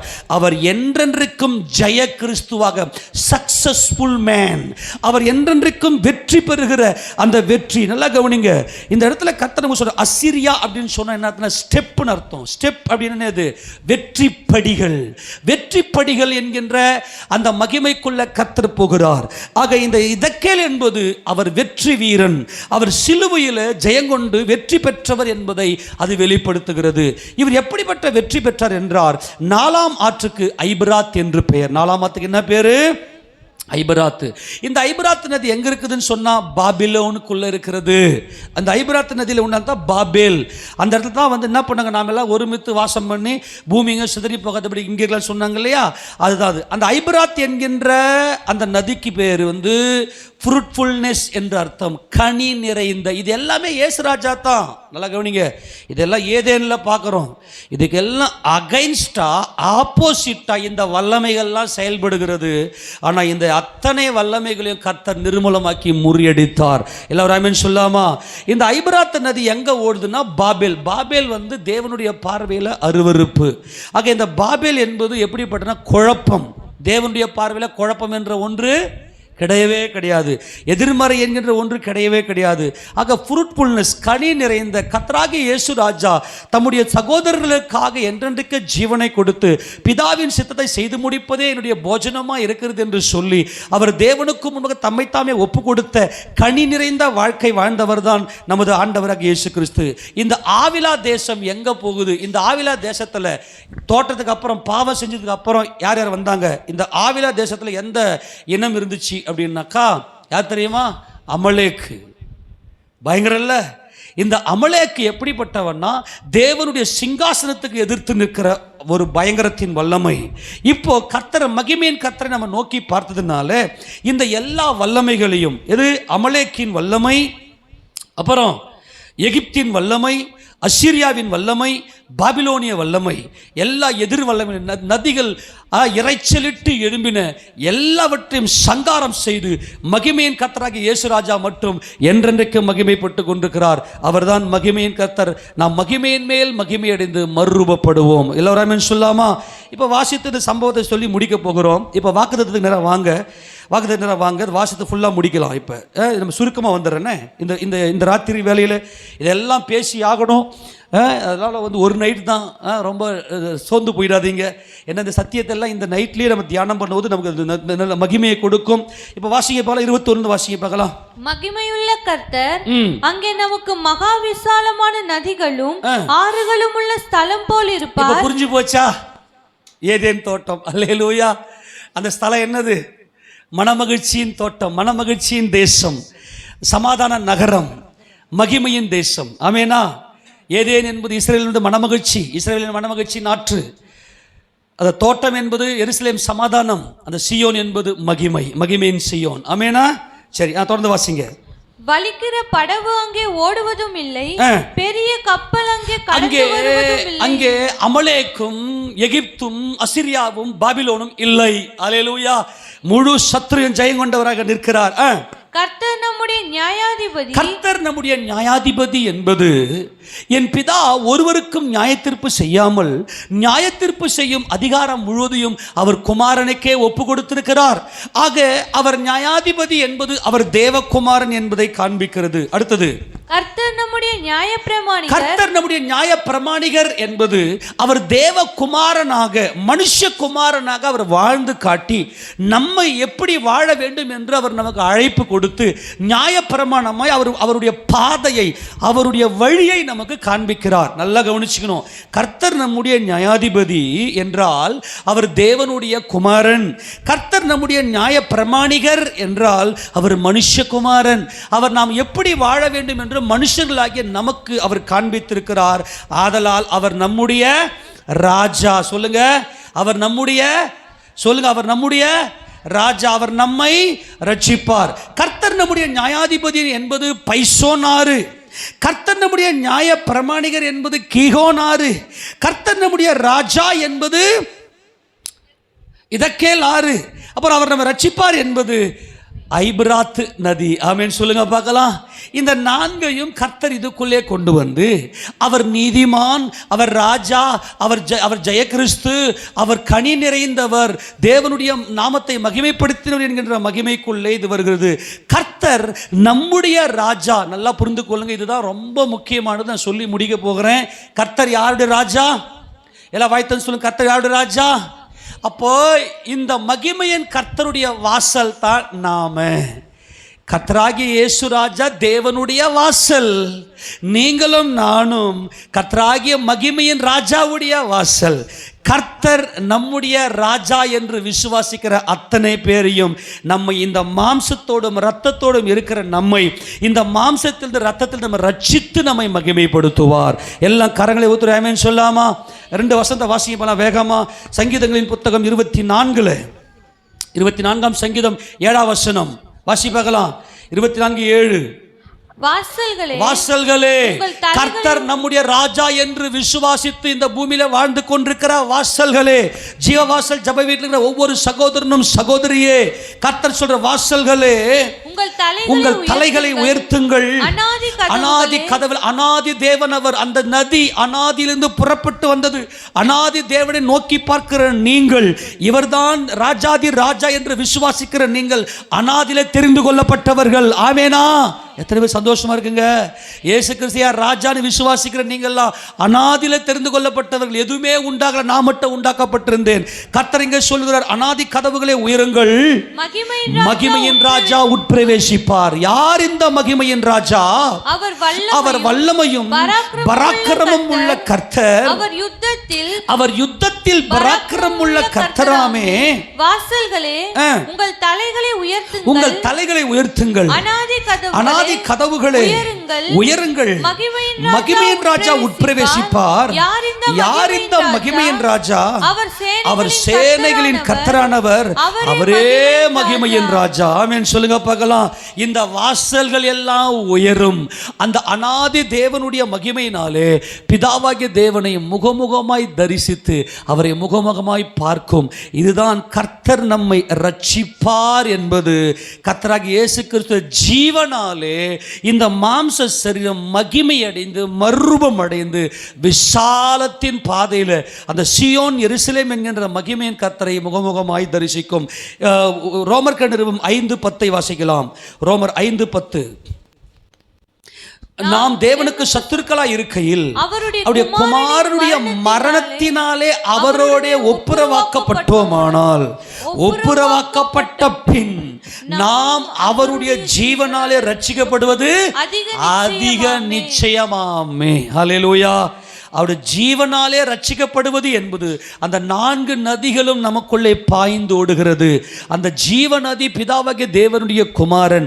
அவர் அனாதி தேவன் என்று விசுவாசிக்கிற நாம் அவருடைய ஜீவனாலே ரட்சிக்கப்பட்டது ஜீவ நதிகள். ஆமென். 4 years அது நமக்குள்ளே பாய்ந்து ஓடுகிறது. மகிமையின் கர்த்தர் நமக்குள்ளே வாசம் பண்ணுகிறார். இப்போ வாசிங்க பார்க்கலாம். அடுத்தது வாசித்து நம்ம முடிக்க போகிறோம். தொடர்ந்து வாசிங்க பார்க்கலாம். 23 வாசிப்பகலாம். உன் கயிறுகள் தளர்ந்து. இது யாருன்னா சத்துரு. இதுதான் அமலேக்கு, இதுதான் அசிரியா, இதுதான் எகிப்து, இதுதான் ஐபிராத், இதாவது பாபிலோன். உன் கயிறுகள் தளர்ந்து போம். பாய்மரத்தை கெட்டிப்படுத்தவும் பாயை விரிக்கவும் கூடாமற் போ. உன்னுடைய கப்பல்களுடைய பாய்மரத்தை விரிக்க முடியாது சத்துருவே. உன்னுடைய கப்பல்கள் ஓட முடியாது சத்துருவே. அப்பொழுது திரளான கொள்ளை பொருள் பங்கிடப்படும். உன்கிட்ட இருக்கிற எல்லா பொக்கிஷத்தையும் நாங்க கொள்ளையடிப்போம். ஆமெனா. இந்த உலகத்தின் ஞானம் பலவானை கொள்ளையிட்டு தேவனுடைய மகிமை நாங்கள் கட்டுவோம். சப்பானிகளும் ஓடி போய் கொள்ளையடிவோம். ஆமெனா. ஏன்னா அவனுக்குள்ள ஜீவன் பிறந்து இருக்கிறது. ஆமென் சொல்லுங்க பார்க்கலாம். எல்லா உலகத்தின் வல்லமைகளையும் மேற்கொள்ளக்கூடிய அதிகாரத்தை தேவன் நமக்கு கொடுக்கிறார். உன் கயிறு அறுந்துடும்.